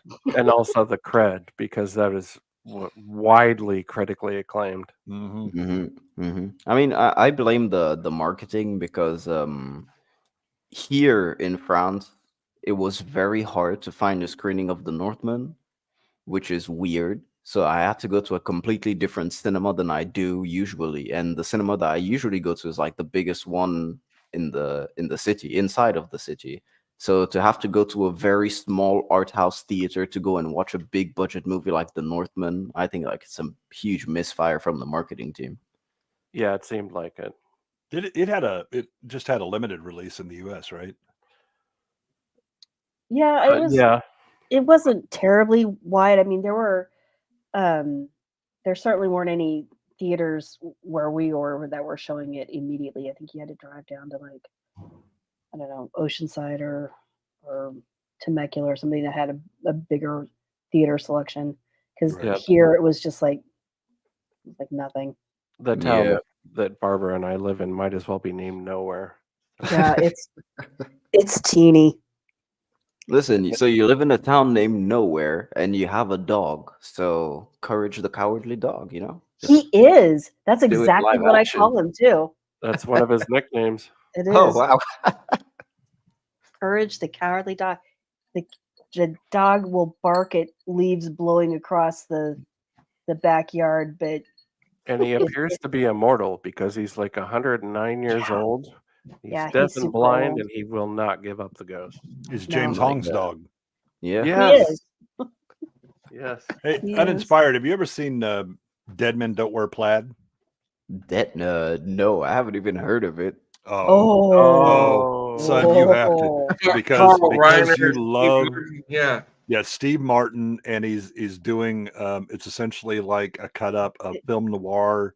Yeah. It's a detective movie, and he Literally cuts a in. cut up. It's literally him reacting to like Alan Ladd, and and Bogart and all Yeah. that stuff. And it's filmed in black and white, and It's it is absolutely great. All right, Yeah, I'll it's check it kind of out. something. filmed in black and white. It's directed by Carl Reiner, Yeah. and it literally takes dozens and dozens of scenes spliced from movies like Double Indemnity and Oh, so it's like Island a for spoof Murder. movie. and yeah, it is. And a Yeah, love letter. I mean, he does so many. His interactions are hilarious. Like with Bogart, where he walks in, Bogart's he's like, sit up when you're talking to me and straighten your tie, and Bogart's doing it as oh, it is. You need a cup of my Java. Yeah. I'll watch it. I'll watch it. Yeah, you should. Eine It is, Frau. I think- Tell her what that means. Cleaning woman. Cleaning woman. At least we got Terre Haute. Yeah, watch Dead Men Don't Wear Plaid. You will not be That is disappointed. absolutely up your alley, Uninspired. Oh, for You sure. would love it. Yeah, if you made it through this stream with the shit that we showed, you're gonna love it. I saw that at the Empire Theater. Dead Men The shit Don't that Wear we Plaid. showed? Oh, No. No. yeah. It's very much closer to the old Negro space program than it is the Barbara Stanwyck, whatever the fuck we watched. You mentioned James Hong again, and it reminded me, like, I like to think that he was just in the needlepoint, and he just happened to already be doing needlepoint, That's Ernest Thesiger. Huh? That's Ernest Thesiger. Sorry about my Oh. slur. No, you're right. I do have. Well, that was a microaggression. I'm sorry. Well, crank it up. Get with it. I prefer my aggression to be macro. No, quick tangent. Well, it was nice being on this program, but but I'm triggered. I understand that. This show will leave you in a puddle on the floor. Oh yeah. But Ernest Thesiger from The Bride of Frankenstein and The Old Dark House. He's Prometheus. What's his name, Barbara, in The Bride of Frankenstein? He's the guy that gets Henry to make the bride. It's not Prometheus, but it starts like it Proteus, sounds like that. something like that. Yeah. And his nostrils enter the room 5 minutes before he does. I've never seen an actor be able to arch his nostrils before. It is fantastic. He's a master, and he was openly gay back in the 30s. Originally a stage actor from England, and he had his hands injured. He had his hands injured in World War I, I think, and his therapy was needlepoint, and he actually wrote a book about doing needlepoint. And he would sit in the pubs in England in the corner and do needlepoint, and apparently like drunks would come up to him and like, oh, what are you, a bundle of sticks? And he's like, yeah, I'm the stitching queen of Chelsea. So needlepoint. Dr. Septimus. That was his name. If you haven't seen, He later developed a crippling cocaine addiction. Oh my God! All the cocaine, Yeah, in one breath. There was He's a fantastic. serious rise in prices because of a lack of supply. Yeah, he's magical. Go back on our channel and watch the Bride of Frankenstein commentary and the Old Dark House movie and commentaries, please. Do it. I love Bride of Frankenstein. I think it's better than the original Frankenstein. Yes, I do too. A In lot of some ways, people think it's better than the original. Yeah. it may be the perfect horror film. It has everything that like a great Bollywood movie has, except for dancing. It has all the different tones. It has comedy. It has darkness. It has horror, suspense, atmosphere. It has Gene Hackman. It's just amazing. I do wonder if they'll remake it one day. Please, God, no. Oh, I hope not. I I do hope think not. that they will. Well, Universal is trying to go to. Well, they tried with the Mummy and all of that, but they Yeah, failed Dracula. miserably. Yeah, Oh, but yeah, they've trying to bring back the Universal movie monsters. I was like, this is a great idea. Oh my Yeah. god, who the hell did you put in charge of this shit? Yeah. Oh, And then they dumped the ball. Yeah, it but, could but have they been actually really good. restarted it because so they restarted it with Leigh Whannell's The Invisible Man, which is actually pretty good. Mhm. The 2020 Invisible Man. So I think that they're continuing to try and remake everything, but they're not gonna do that universe as if the Universal But then monsters they with put the Tom Avengers. Cruise in The Mummy, and it was just shit. The worst Right. decision ever. Yeah. The Dracula wasn't exactly all that good either. No, Dracula Untold wasn't good at all. Have It you was ever so seen boring. the guys that the ones that did the effects for Walking Dead? What do you mean? The special effects, Yeah. the practical Nicotero? guys. Yeah, Nicotero and all those. So No, yeah. they did a fake. It's a mockumentary of behind the scenes at Universal Monsters where you can rent out the monsters to be in the movie. The monsters are actually real, and they're trying Ooh. to get them to act on the stages and all that stuff. It is hilarious. That's pretty interesting. I think it's like maybe a 5-minute thing. It is good. I like the concept. Yeah. Yeah, It is. they're like Kong has to go somewhere. Now he's booked for so and so, and then they're trying to like transport him, and he's in the shackles and they're in the big cage. They got him on a 18-wheeler trying to drive him somewhere to get him on stage. Walking around New York trying to hand out his CV. Mm-hmm. That could actually work as a movie, honestly. Well, that's there was one in the 80s that was late 80s, early 90s.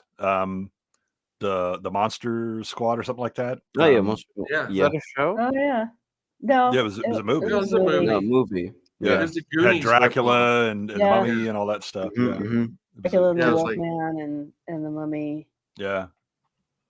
Did it have the Invisible Man too? I can't remember now. I don't But think. I want I'm to not say sure. I don't think was it did just for whatever Dracula, Frankenstein. I think it was Mummy. the Mummy. Creature from Mummy. the Black Lagoon was there. Yeah, too. Yes. Creature from the Black Creature Lagoon. from the Black Lagoon's in it. The werewolf's definitely in it because Yeah. there's the line "Werewolves got nards." Yeah, And yeah. I also just want to point out that as a Goonies ripoff, Monster Squad is kind of amazing because the fat kid character in Monster Squad's name is Fat Kid. A little on the nose. Isn't it? Yeah. Well, that's like man The with guy's mustache. the guy's I mean, come writing on. this- yeah, guy's writing the script the whole time, and he's like, "Don't worry, I'll get to it. I'll pick a name for Fat Kid. I'll pick a name for Fat Kid. Don't worry, I'll get it. I'll get it." Yeah. He writes the whole script, and he's like, "You know what? I'm just tired of this thing. Fuck it. His name's Fat Kid." Yeah. If you right Someone else click can on the change fat it. kid's name, you can auto replace it, and it's super easy. No, it was actually he thought he was writing for Barbara Stanwick, and so that was going to be an Oriental kid named Fat Kid. Yeah, Can we say Well, Oriental? Fat for I us. can. He was horizontally endowed. Like Liam Neeson? Well, that's kind of a 45-degree angle given the mass involved. There's a slight curve as well. Yeah, there's a curve. Yeah. The parabola of love. Has anyone seen The Bride starring Sting, which Yeah, is the yeah, yeah. bride of Frankenstein. and Clancy Brown as the monster. That's right. Yeah. Which And, is Oh the my best God. part of the movie.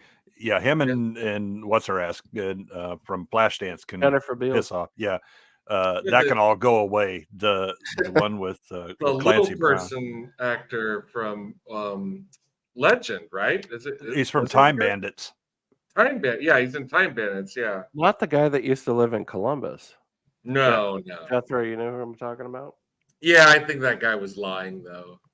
No, he looks like the guy in Time Bandits. It kind of, but Which you know, one? I don't There's know. about 80 of them in Time Bandits. What are you talking I about? always suspected he was lying.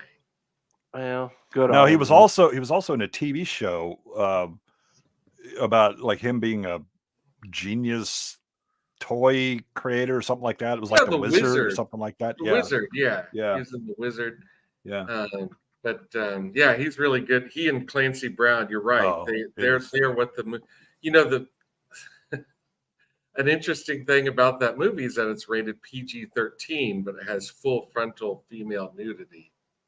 Yes. That the is old days of proper PG-13. Yeah, that's like in the budding days of PG-13, and they weren't even sure what they're going to do with it. But Well, yeah, because the first one is Red Dawn, right? 85. I think that's what they made up the rating for. Yeah. Yeah. Well, No, yeah, they it actually was, made up the PG-13 rating for Temple of Doom. Right. Yeah. But Oh, Red Dawn yeah. came out first and got the first rating. Yeah. Right. I thought it was Temple of Doom and Gremlins inspired the PG-13 rating, but they themselves were not actually rated PG-13. Yeah, They're- Gremlins did inspire the PG-13 Gremlins inspired rating. but Temple of Doom would have been. They're like, okay, we got to do something about this one. This one just is not going to be just a PG. But Red Dawn came out first, and so it ended up with the first PG-13. I'm For sure. Gremlins, I think Spielberg- it was the microwave scene specifically. I'm The sure microwave Spielberg scene. threw his dick around for that.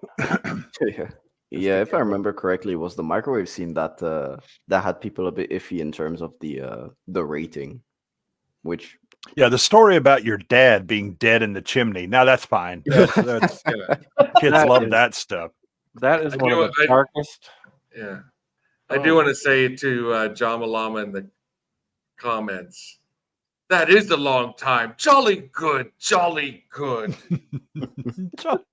What terrible people. Thank you very much. Thank you very, very much. He says he's afraid it is. Yeah. It's not completely necessary. No, he says yes. Smack. Good times. I also the best the one I love from that is Robert Duvall or Shelley Duvall and God damn it, the one that had the stutter in A Fish Called Wanda. Oh, Michael Palin. Yeah, Palin. Palin. Yeah, where he has the problem. He has the problem. Yes. Yeah. I must have fruit. Yeah. Pansy, it's happening again. And then on the Titanic, he has the huge mole. Yeah. He's still referencing the problem, like, Yeah, it's just a different problem now. Yeah. Guys, I absolutely want to keep going, but I want to give Uninspired an out here. He's on he's on Frenchy time, and if you need to go sleep or work, whatever, feel free to duck out. Oh, it's cool. It's cool. I can spare another like 30 minutes. So if we go that long, so don't worry. Well, I'm having a great time talking about movies and English accents. I so can go another 30 minutes. Anytime, just let us know. We didn't expect the stream to go this long. We really didn't. Don't worry, man. Hey, man, with our prostates, it was expected. Every time you see me mute, I'm peeing in a bucket. Swallow it like a man. It's sterile and I like it.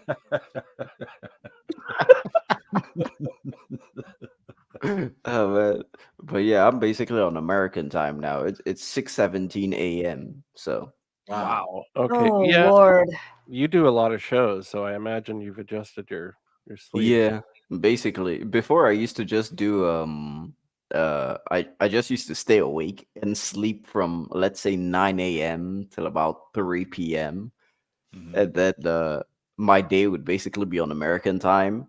But Wow. now I sleep earlier, so if I have a live stream around like 3 a.m. we started, I'd basically just sleep at 8 p.m. and then wake up for the like an hour before the stream just to make sure my brain is awake. Wow. Well, thank you for making the effort. We love talking to you. Oh, no Seriously. problem, man. It's a pleasure. It's an I d- absolute pleasure.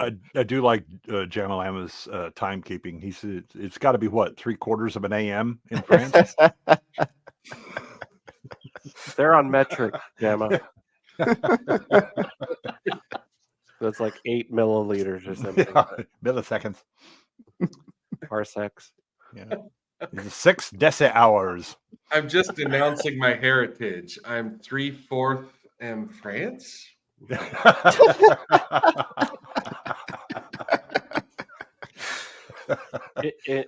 The other quarter is Irish.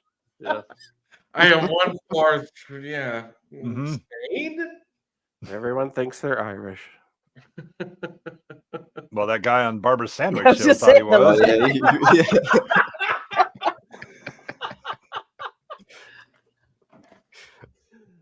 And it's the thought that counts. Yeah. He thought about it. Yeah. Yeah, I mean, everyone was basically just switching accents during that thing. Except Barbara Stanwyck. Yeah. Yeah, She she had was that, just Barbara Stanwyck. Yeah, born and raised in China. What a train wreck. Barbara, do you think we could get more episodes of that? Are they out there? Oh, I'm sure they're out there. Does I mean, anybody watch them? Well, the Not two yet. that I watched, I pulled from that one girl. I can't think of her name. The girl that has the Anime Wong channel. Oh, it's the Gallery of Anime Wong, and everyone should check it Yeah. out. This girl Yeah. is super passionate and sincere about preserving Anime Wong's films and legacy. Wow. She's great. And I do steal a lot of material from her she doesn't know about yet. But Well, the doesn't good news is she doesn't know it now either. Nobody's watching this damn stream. Well, that's why I use 2 accounts online. One is so I can talk shit and suck up, and the other one is, this. Be I use 2 professional. because I have my OnlyFans account. Don't want to mix it up. It's true. You have to keep the OnlyFans private. Yeah. Do you dress like that for? Do you dress Dress? like? Do you dress like Ming? I for mean, your from the waist OnlyFans? up, yeah. $20 a shot. Because I would pay for that. Prepare her for our pleasure. Drink this. It won't make you Try not this. remember, but it will Are make your you men not on want- the right pills? Perhaps you should execute their trainer. Can we talk about Sam Jones's leather shorts in that movie? Oh, The bullet worms. Oh, we'll get to her. Princess Muti? Is that her name? Or is that the actress's name? Aurella Muti? yeah, that's her name. Yeah. Yeah. No. Mine is the general. Black General Professor Kala? Blackwood. General Kala. Oh, Yeah. she dominates. Yeah, Great. that's my hotness. Yeah. Yeah. Mommy, What please. do Yeah. you mean, Flash Gordon approaching? Open fire! All weapons! Dispatch War Rocket Ajax to bring back his body. We're gonna do it, guys. We're gonna do it. There's a that always She's reminds so me of, smooth about it too. She just gets on the intercom and she's like, "We're just firing these." yes, in celebration of our Emperor Ming's wedding. Yeah, all cannons fire. Yeah. Yeah, Another great. My dad used to love Flash Gordon. Like he still does. He It is so absolutely good. does. He made me watch it as a kid so many times. I'd absolutely indoctrinated my children, and then my Excellent. my oldest daughter used that as like gatekeeping for potential suitors. If you don't like Flash Gordon, you out. You out. Well done. If you can't quote 20 lines from this movie, get out. Yeah. I mean, we'll give you a freebie. Okay, you sit down and watch it. But if you get up and be like, that was shit. Bye. You out. Give me your best. Gordon's alive. Gordon's alive. Okay, I have a quick anecdote about this. What year was it? 1980 when Gordon released? Yeah. Yeah. I was at home sick from school and listening to the local rock radio station, and they had a Flash Gordon giveaway, and they were giving away 2 passes and a T-shirt. And they wanted caller number 7, and I called, and I was caller number 6, and I fucking called back and was caller number 7 at 10 years old, and I won the package. Oh, hell yeah. So my mom had to go down to the radio station and pick up the tickets and the T-shirt and whatever, and we went there on opening night. And that was just the beginning of your winning. Yeah. Well, I mean, then you actually got to see the movie, which just doubled down on all the winning. Yeah. And that was the end when the credits rolled. Yeah. Yeah. No winning since. No. Hey, Uninspired, have you ever seen Johnny Dangerously? Johnny Dangerously. Oh man. Michael Keaton. Michael Keaton. Maybe if I look up some images. Peter Boyle, Joe Piscopo. Yeah, I was gonna say Joe Piscopo's in that too. Yeah. It's Does an it hold 88 up? Magnum. Well, I can't imagine that it would. It's like No, I the haven't seen only it. film role by Joe Piscopo that you can like celebrate. You know, he is. Yeah, what was that one where it was like the Dead Heat? Yeah, Dead Heat. Yeah. Dead Heat, and like I feel like when you watch Dead Heat, you can see them kind of progressively write Joe out of the movie. Yes. Yes. It is not working. It He is. did not play well with others. No. Yeah. No, there are some absolutely classic lines in Johnny Dangerously. The one that I use repeatedly is Maroney continued to murder the English language and anyone that got in his way. I remember one single line from that movie because that was an HBO flick for a long time on Nation. The grandma, I think it's Johnny's mother, is talking to the love interest, and she says they're sitting on a park bench or something, and she says, "Oh, it's Marilu Lou Henner." Yeah. Yes. Oh yeah. The mother says, "I have something to tell you, dear," and she's like, "What is it?" I go both both ways. Yeah. I also love it when she runs into the other cleaning lady in the office, the little short one. And Cleaning she's like, woman. Well, no, yeah, well, actually, she's like, we got a lot in common. We're both Irish. We're both both cleaning, for other people, and we're both swell lookers. And they're not. No, not even. I remember the contact paper on the car where they're peeling off layers. Yeah, duckies and bunnies. Yeah, to disguise their getaway or whatever. On the lookout. I mean, for me, it's weird because Michael Keaton, as big as he was at that time, I haven't seen a lot of Michael Keaton films in general, except for the recent stuff that he's done. Mr. Mom is Mr. Mom is good. Johnny Dangerous is absolutely good. I love me some Michael Keaton, but I don't know. I think I watched Johnny Dangerously like maybe 6 years ago, 7 years ago, and I was just no. I will watch that movie anytime and continue to quote. I'm standing here with my dog in my hand. Peter Boyle is so great in that. Joe Piscopo with the ludicrous pistol. It's an 88 Magnum. It shoots through schools. My mother hung me on a hook once. Maybe I need to go back and revisit it or maybe I just wasn't in the mood that day. But I was just like, I love when he gets the whole neighborhood together to recite that he's not actually the notorious gangster Johnny Dangerously. Yeah. Well, and then his little brother is from American Werewolf in London. Yeah, Griffin Dune. Yeah, Griffin Dunn. him. Yeah. Done. Dude. Well, Yeah. You know what I mean.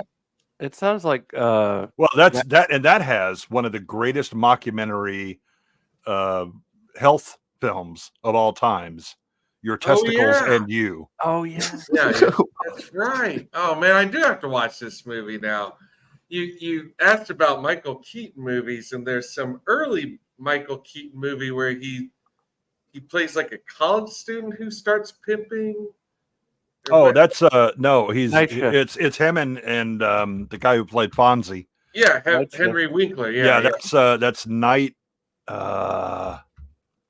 It's not Night Moves. Well, it might be. It's Night something. Night Yeah, Shift. and it's got Shelley Duvall in it. I think it's Night Shift because they work in a Yeah, hospital. Night right? Shift. No. Yeah, Yeah. because they work. I think they're like in the morgue. Oh, No. Yeah. yeah. And they can have.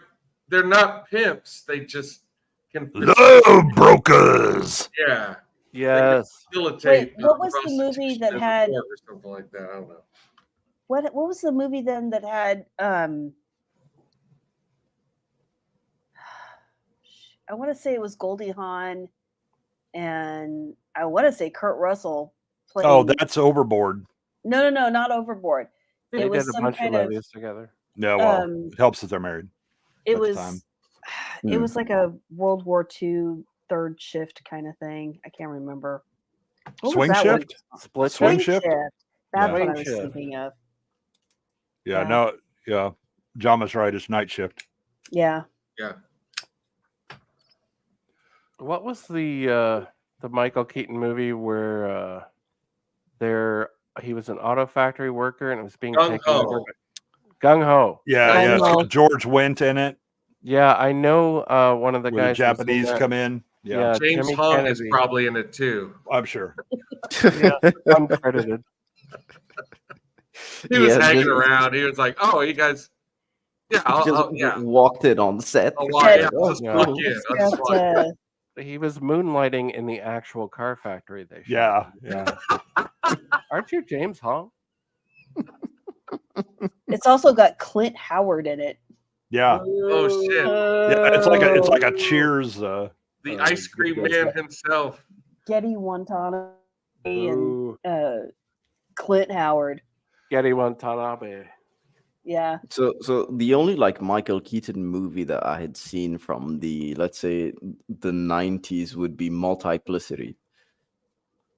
Oh, that one was okay. I mean, I haven't only Uh, seen it once, but it was okay. I think Yeah, the only he- thing I remember him from in the 90s was the one where he's the cop, but the stalker. Huh?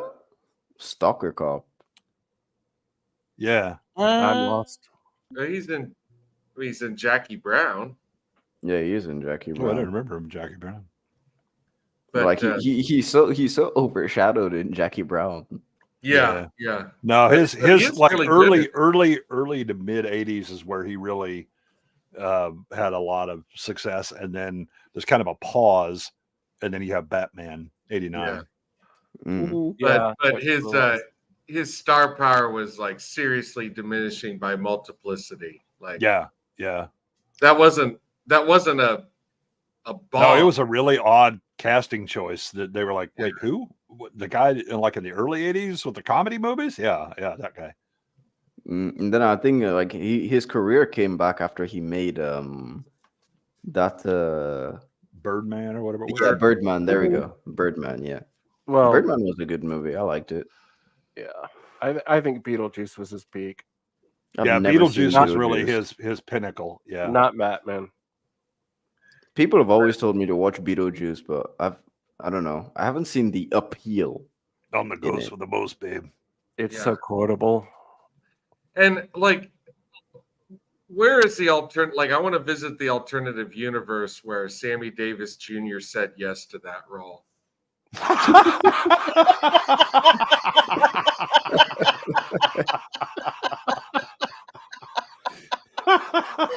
That isn't this timeline? Wow. I think that's the multiverse of madness. Yeah. Oh wow, Sammy Davis Jr. was considered for Beetlejuice. My God. That's who they wanted. Yeah, that's who Tim Burton wanted. He just come out the gate saying that's who I want. Damn your eyes. He only has one. Too late. Well, Beetlejuice is Barbara and I's one of our favorite movies because we sort of bonded over it when we were. Yeah, we did. Because we're Barbara and Adam. We're the Maitlands. God no. We are the Maitlands without a house. Princess Fiona has a good suggestion. Movies that we thought were great at the time, but don't really hold up. She nominates Goonies. Now, I really happen to like Goonies. I mean, Night of the Comet. No, I will second her Goonies on that one. I'm sorry. Goonies is trash.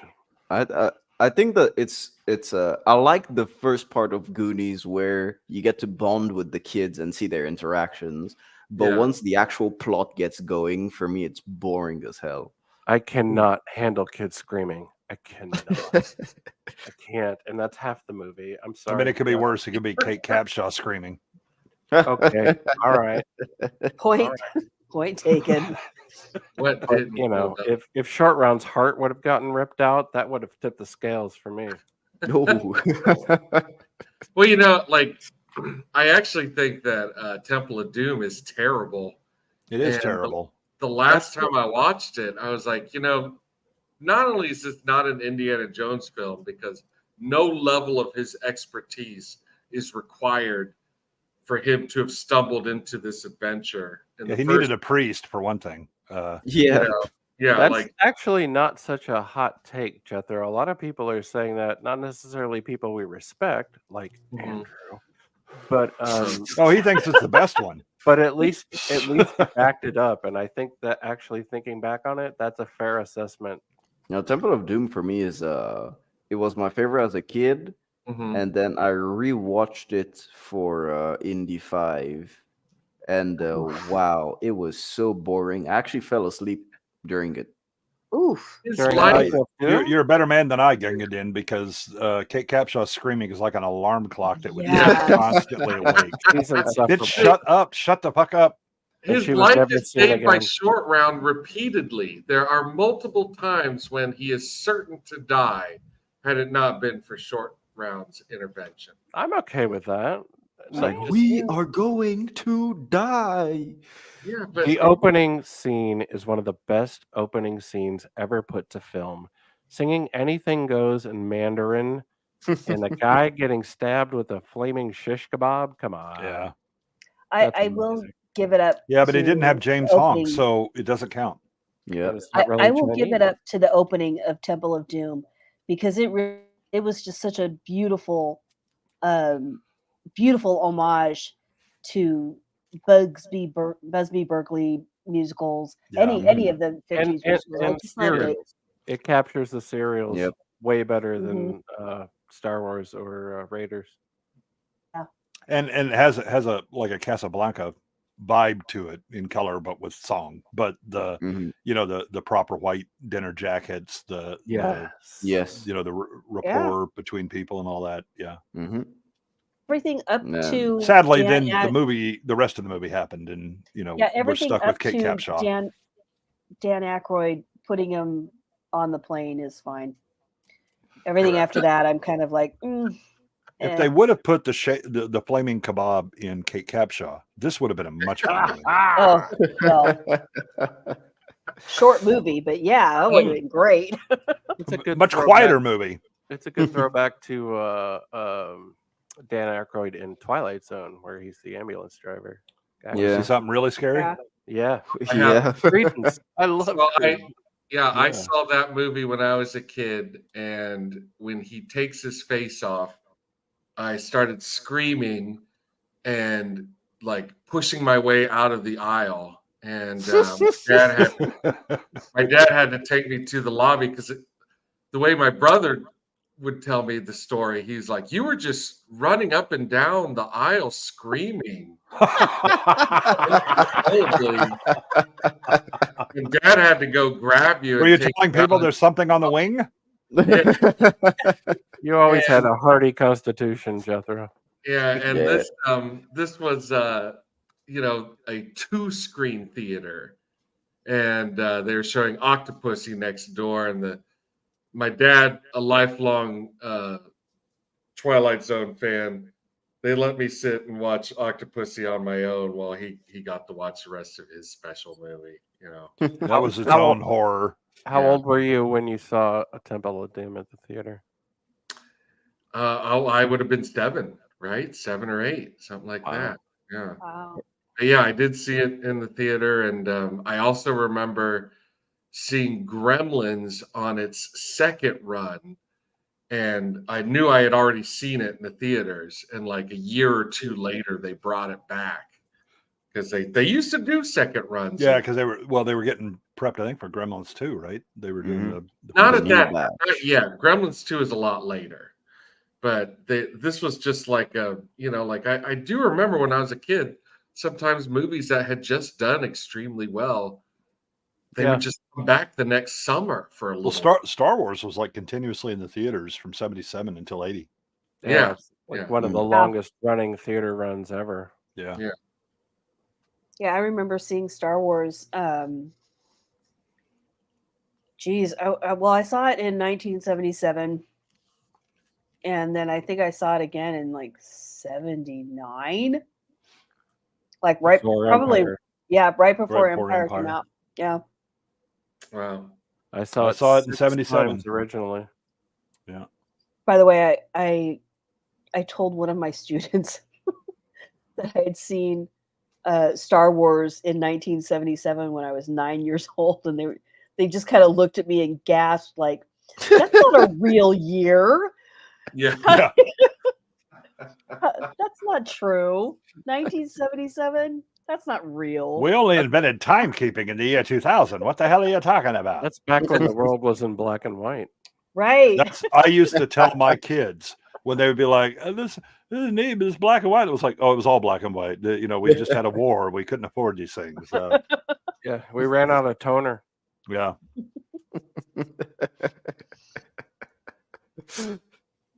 Yeah, it was. You funny. can't believe how shocked we were to see what we were wearing when they added color. Actually, all of The Wizard of Oz was in black and white until 77. Yeah.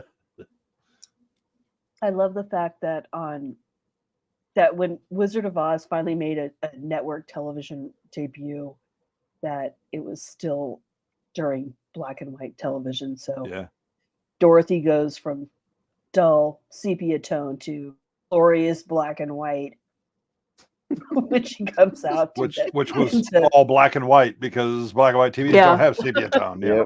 Right. It's a whole new world. I remember when I was a kid, so I grew up like the first maybe 5, 6 years. We had black and white TV, and then it finally gave up the ghost. We got a color TV, and I remember watching Saturday morning cartoons going, "This is fucked up. I like the old ones better." Because I didn't like the color. Mm. Oh Well, my yeah, God. you're used to it. I got over it. That was good. Gemma Lama is older than me and Jay. Not by much. What? No, he said he saw it. He was 6.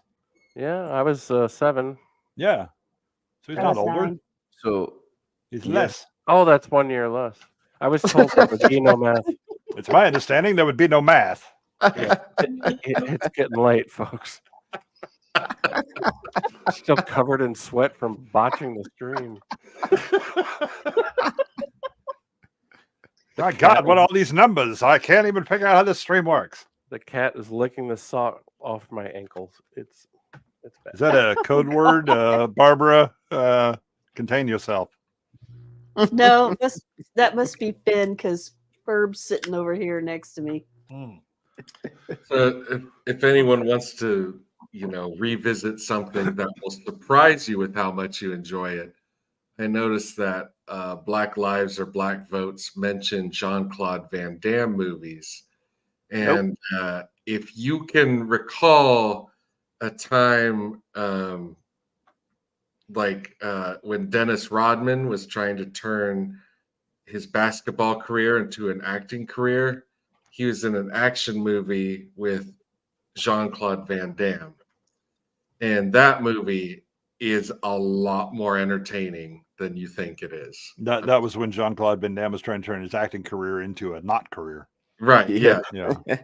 He was on his Success. way down. Like Yeah. he and Dennis Rodman just kind of like crossed paths where like Rodman was like, I'm trying this out.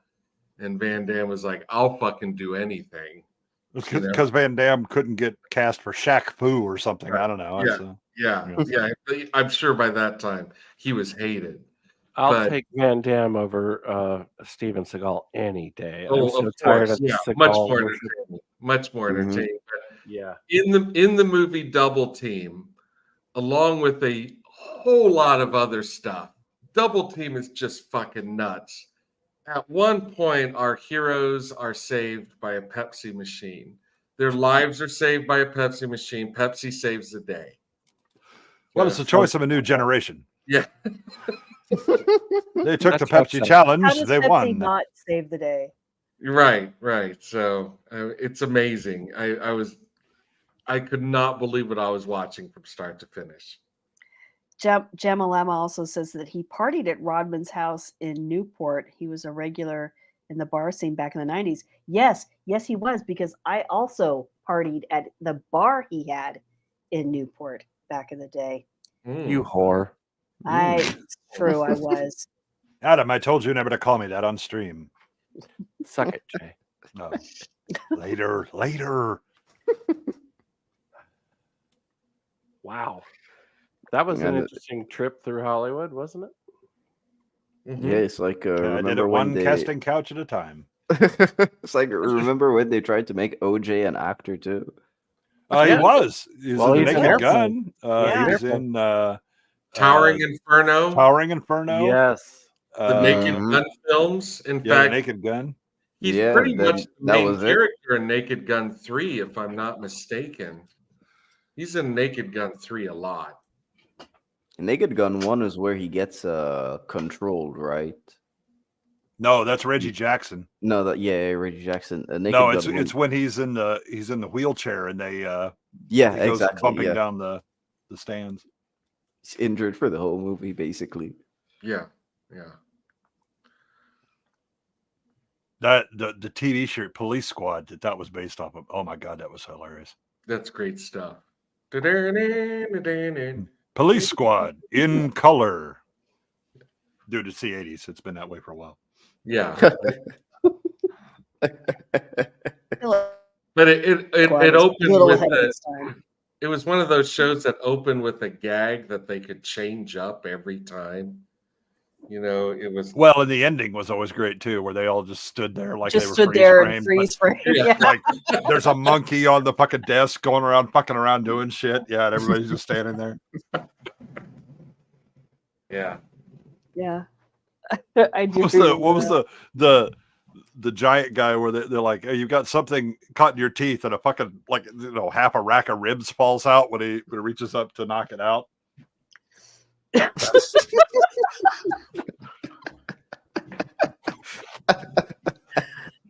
Oh yeah, he was in Capricorn 1. Yeah. Yeah, he was. It was. I man. watched that not too long ago. And NASA was trying to get rid of NASA in that. Yeah, it's pronounced NASA. Oh my god. Oh, We are a dying. sensitive, awful bunch. Truly. Capricorn 1 had like a lot of actors that were also in like the original Westworld, right? As I recall, it was very generational. It Yeah. was that 70s. Yeah. Oh, it's I that love guy. Westworld so much. Yes, I own it. Get this one a bib. Needs his mama. Yul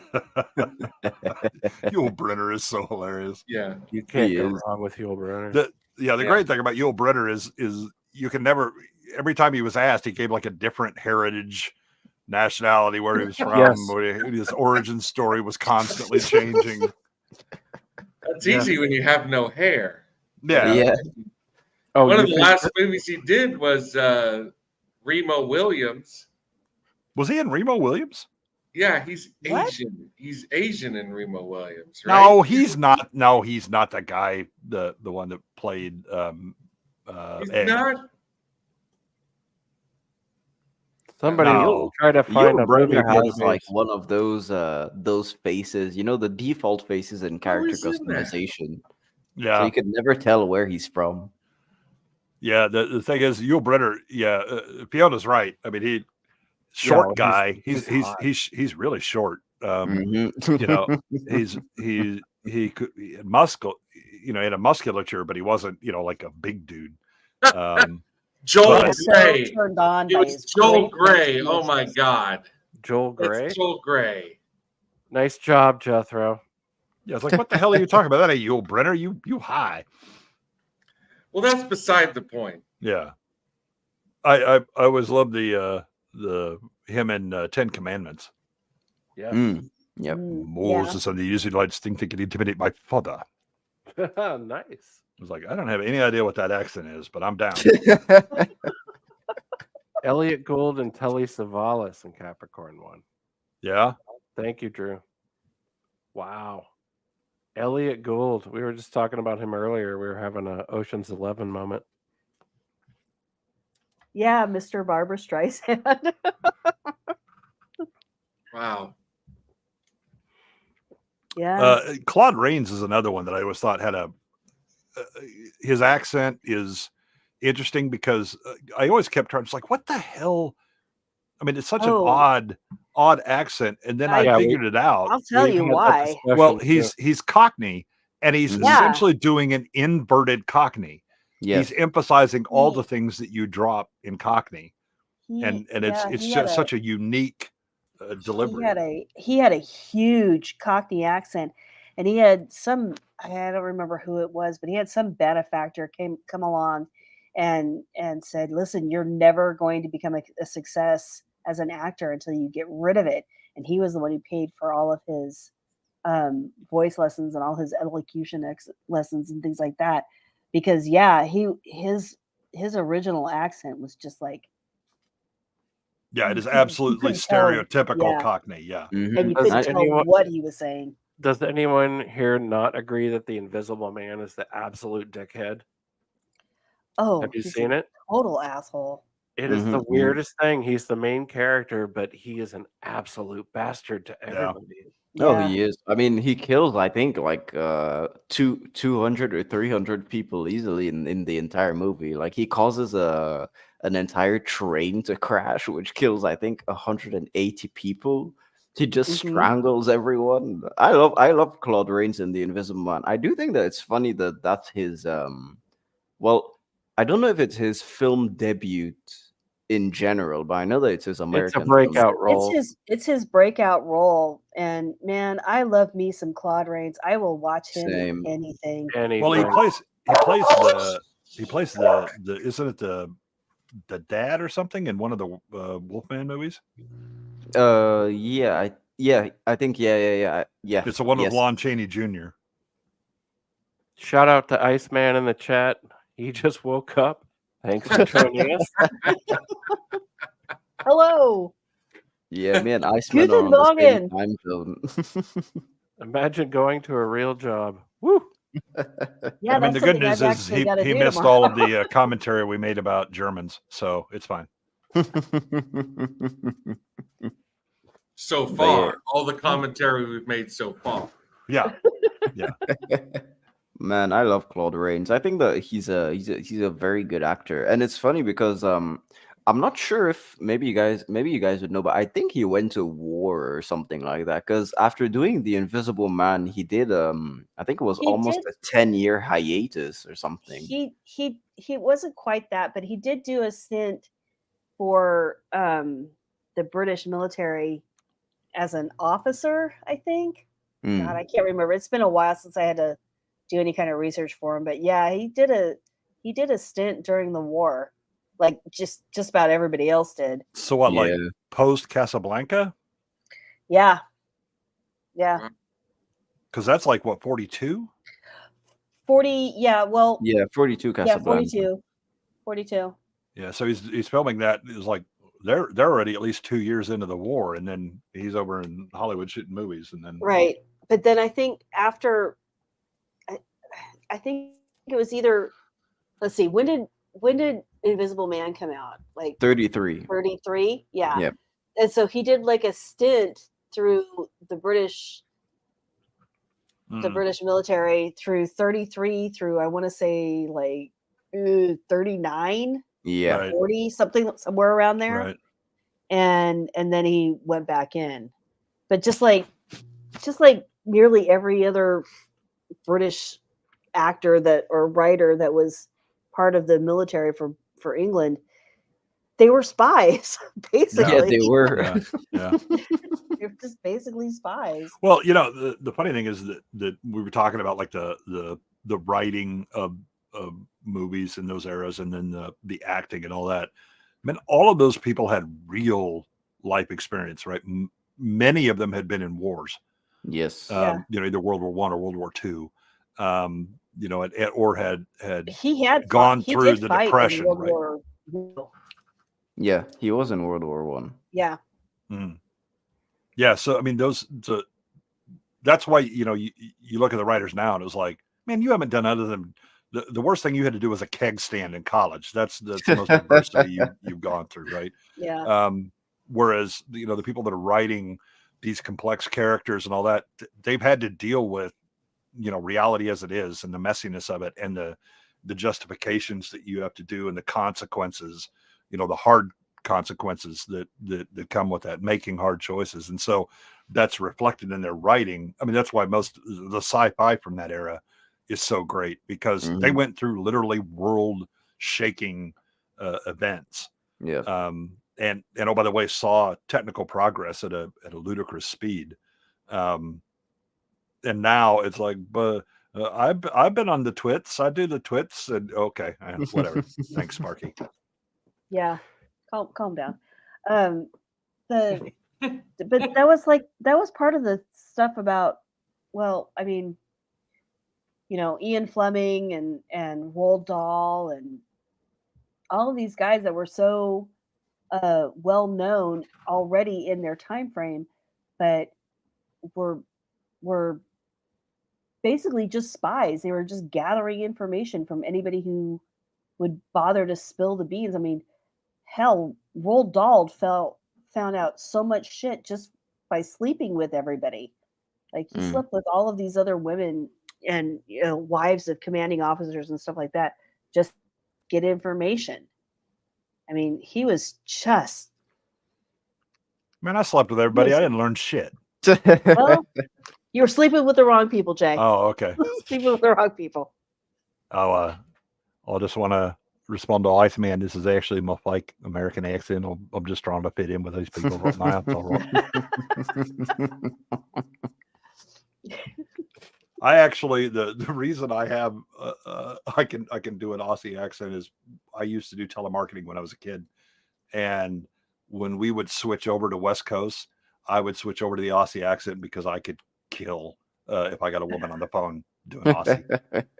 Oh my. Oh my. Oh my. Imagine if you could break out Little Platoon's voice. Oh, not true. Nobody can do that.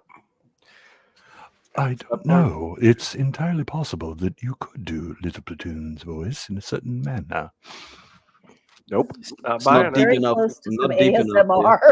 Well, the problem is the mic. My baritone's probably deeper than his, but yeah, it is. Yeah. But it's not just Platoon's voice; it's just the vocabulary that falls out of his mouth. I'm so jealous. Yeah, same. He has an impressive. He does have an impressive vocabulary, and a very posh British accent. I'm American. I don't have a vocabulary. It's mostly swear words. Yeah, I'm French. All I say is baguette. That's it. Give us an omelette du fromage. A royale with cheese, just anything. Throw us A royale with cheese, yeah. Royale with cheese. I would like It's to a go metric to system. the hotel. Yes, sir. Let us go to the hotel, please. Yeah, you just put Z's everywhere for no reason. Japanese is very similar. You just add a U at the end of everything. I don't know, Adam. I worked at Disneyland, and hot-a-dogga is not a great sound. What the dogu? Yes, sir. Ice coffee. Having Japanese tourists come up to your window and order hot-a-dogga one is not the sound that's gonna make you drop your panties. Okay, That's racist. it is. Sorry. Once you go Asian, you'll want Caucasian. Oh, I'm sorry. Did I say that out loud? Whoa. Whoa. That's what Barbara Stanwick told me. Lucky for you, we can't get demonetized. Someone should tell you to stop repeating things Barbara Stanwyck told you. She's a strong woman. What are you talking about? She's a strong female protagonist. Exactly. Yeah. And she loves America. Yeah, well, when it's convenient. When it's convenient. Yeah. This poker game and the fake art hasn't been working out for me. I need to love America now. And I would have gotten away from it. It wasn't for those damn dirty communists. That was just one more lie she was willing to pull out of her hat, you know. Oh, yeah. I think it was on her list. Yeah, exactly. She's like, she's getting on the ropes. She's like, better play the I Love America card. The patriotism is the last refuge of scoundrels and Barbara Stanwyck. I'm sure that if this was made by the people with that were behind the Naked Gun, they'd probably just have a little scene where you just have the camera focus on a list, and it's just gonna be a massive list with all the excuses that you can come up with. Yeah, I told you about my handicapped boy. Yes, okay, I've used that one. Damn it. It's a bingo card. Yeah. Anything but a tier list. Anything. My mother is sick and in bed, and I have this ticket to a chocolate factory. Oh, but we're gonna lose the farm. Uncle Joe is the villain in that movie. Like, we're going to use the farm, then we just put on a play. That's how you save the farm. I've seen movies. I know how this works. Even the Wonka farm. Not if it's the grapes of wrath, and then you're just. Then you go to California and wish you still had the farm. It's Iceman, Jethrobot is a lifelong friend of mine who has turned me on to more interesting films than anyone else in my life. So we got back together on the internets, and I'm very glad to have him here. So insult him as fast as you can. Challenge accepted. Emma actually it's totally tangential to what well, it's not. He said, quite the grifter, Ms. Stanwyck. Grifters is another great movie. Yeah. I have actually not seen it, and I'm a Cusack fan. It's very good, and it's a great book too. And man, I love reading Jim Thompson. Yeah, Angelica Houston. I'll watch her. Oh, John Cusack. All right, I'll watch it. Yeah, John Cusack. I really like who's the girl that's with him? God, she's in a bunch of stuff. Hang on. Research. Yeah, is it Benning? Yeah, I think that's right. Yeah, it's Annette Bening. Yeah. Yeah. John Cusack, Angelica Houston, and Annette Bening.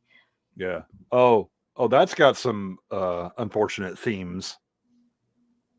A little, yeah. Well, a bit, yeah. The Cusack and Angelica Houston relationship is a bit awkward. Yeah, like the Mrs. Robinson thing, or no, it's his mom. No, it's his mom. Yeah. Yeah. Oh. There's a lot of things we'll allow on this channel, but I'm not sure if that's one of them. It's not. Just kidding. It's not shown. Boo. I know. Man, I have got the full ashtray sitting here. Wow. Well, the good news is I have a trash can here, so I just keep dumping mine. The bin. See, that's that's only on Brownie stream. That's why I chew chaw. Well, you're also in Texas. It's required by law. That's right. Anything's an ashtray for me. Yeah. Anywhere I want to go. I mean, if it's not Red Man, I don't want to hear it. If you're just dipping, that's weak sauce. Big League Chew. It's the cartoony brick from Looney Tunes. Yeah. That's what I chew. I chew a candy bar.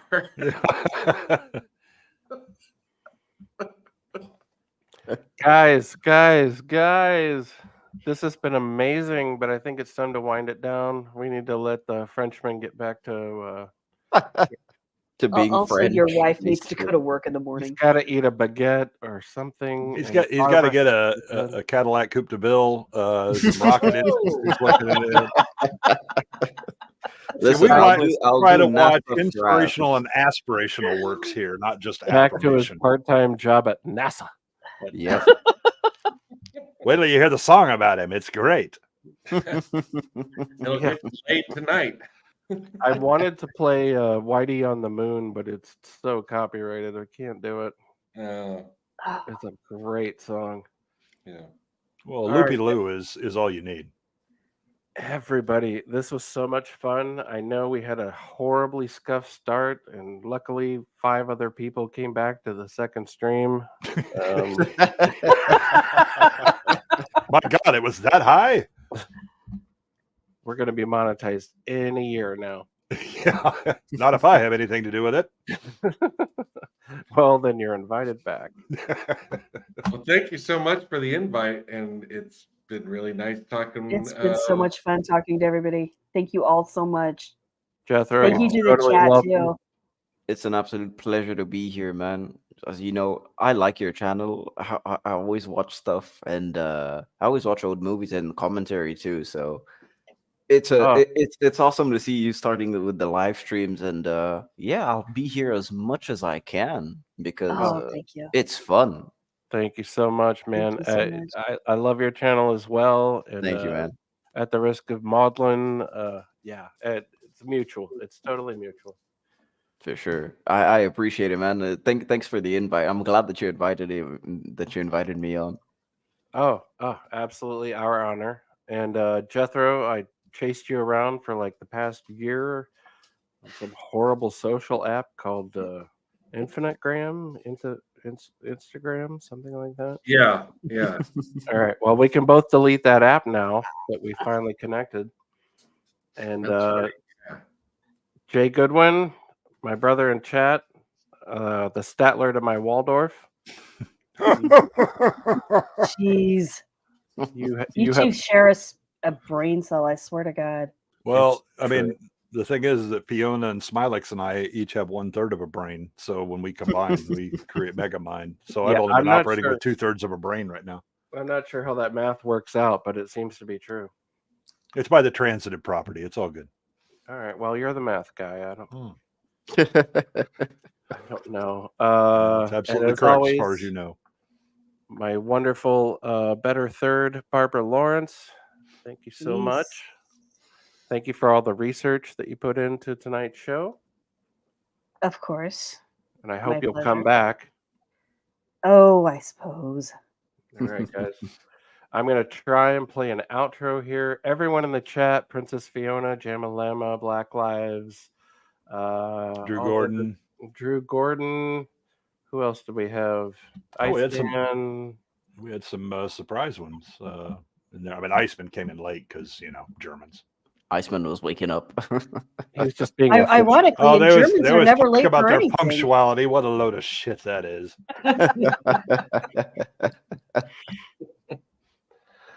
Everybody, it has been an absolute pleasure. We don't have next stream scheduled, and we're not 100% sure on what nights we're going to pick.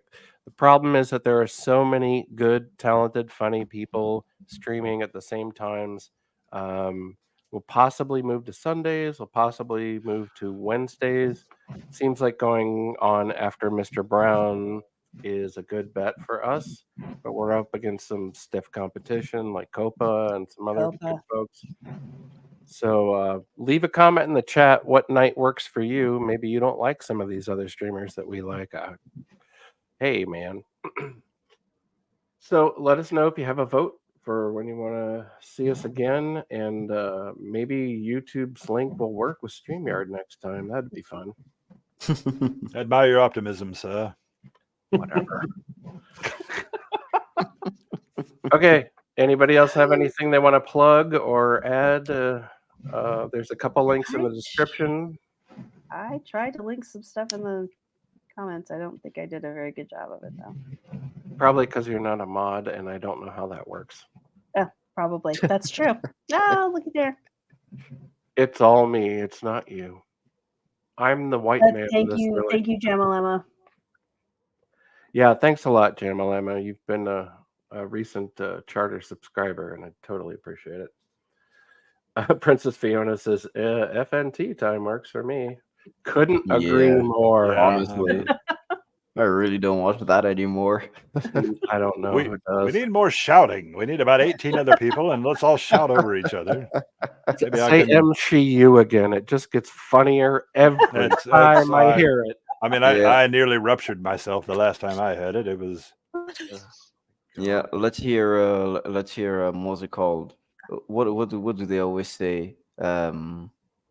With the black guy. Oh my god. Black Garrett. No. The actual black guy is like. Eric July. Ice-T. The Ice-T. The Ice-T. Oh yeah. That means you're gay. Oh yeah. Eric July is all right. At least he's working hard, hustling, he's doing something, succeeding. Yeah, good for him. I mean, I think the thing is that everybody kind of has their own audience and sure things they want to do. As is Howard Beale yelling out of his window. He's mad as hell and he's not going to take this anymore.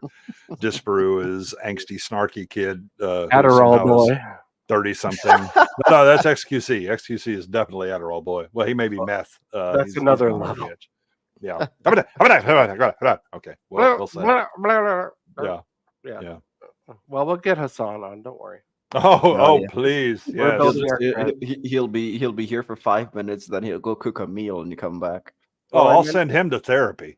I meant his chair, actually. Yeah. How many triggers you got? I can pull them all in quick fashion. Let's go. Black Lives. Yep, absolutely. We'll have you on if you want to. Friday night works for Iceman. Friday nights is fine. I mean, when it's night in Central Europe. No, Barbara has a real job. Friday nights is fine as long as you don't mind drunk Barbara invading. Well, he's talking about in Central Europe. You're going to be doing this at like 8:30 a.m. or something. I don't know. This is day drinking Barbara he's talking about. Oh, day drinking. That's fine. I'd also like to point out, Iceman, on a Friday night, you don't have anything better to do than watch us? We need to talk, bro. I'll give you some tips. I don't have anything better to do. Well, we're married. That doesn't count. I mean, I don't have anything better to do, and I'm 21, so. Jesus, well, we man. need to work on that. Well, that's because he's afraid of getting burned to death. They're burning everything down. It's crazy, too. Yeah, that's right. You guys are busy lighting fires like America should be. Jeez. Oh, yeah, it's true. It's true. I'm busy having the streets out here being looted. Are they really? Or are you being? Nah, I'm chill. Like where I live, I don't have any issues, man. Right on. He sits in the casino. Let security handle all that shit. I know you don't identify as French exactly, but we have a lot of respect for the French political protests and stuff. America is just asleep at the wheel. It's awful. Man, we have a saying here in France. In French, you basically say, le passe-temps préféré des Français, c'est manifester. And it basically just translates to French people's favorite pastime is protesting, which is true. 100% true. They protest whenever the fuck they can. Good on them. It's what you guys do best. That and cheese. Yeah, protest, baguette, and cheese. Fromage. My lifelong dream is just to move to the south of France and do nothing but eat cheese and bread and drink wine. Yeah, and plus, like, That's it. winter here is pretty cool. I live in the south. Winter here is nice, and like you get 11 degrees. I don't know how much that is in Fahrenheit, but 11 degrees Sounds lovely. Celsius. I think that's 50-ish for Fahrenheit. Yeah, you get like 50-ish, like 50 to 60 Fahrenheit. Plus, it's always sunny. I think it's sunny about 290 or 300 days a year. So It even sounds when like it's cold, it's nice sounds and like sunny. hoodie weather, which is perfect. Sounds delightful. All right, I'll well take it. we'll be over for dinner. Yeah, for sure.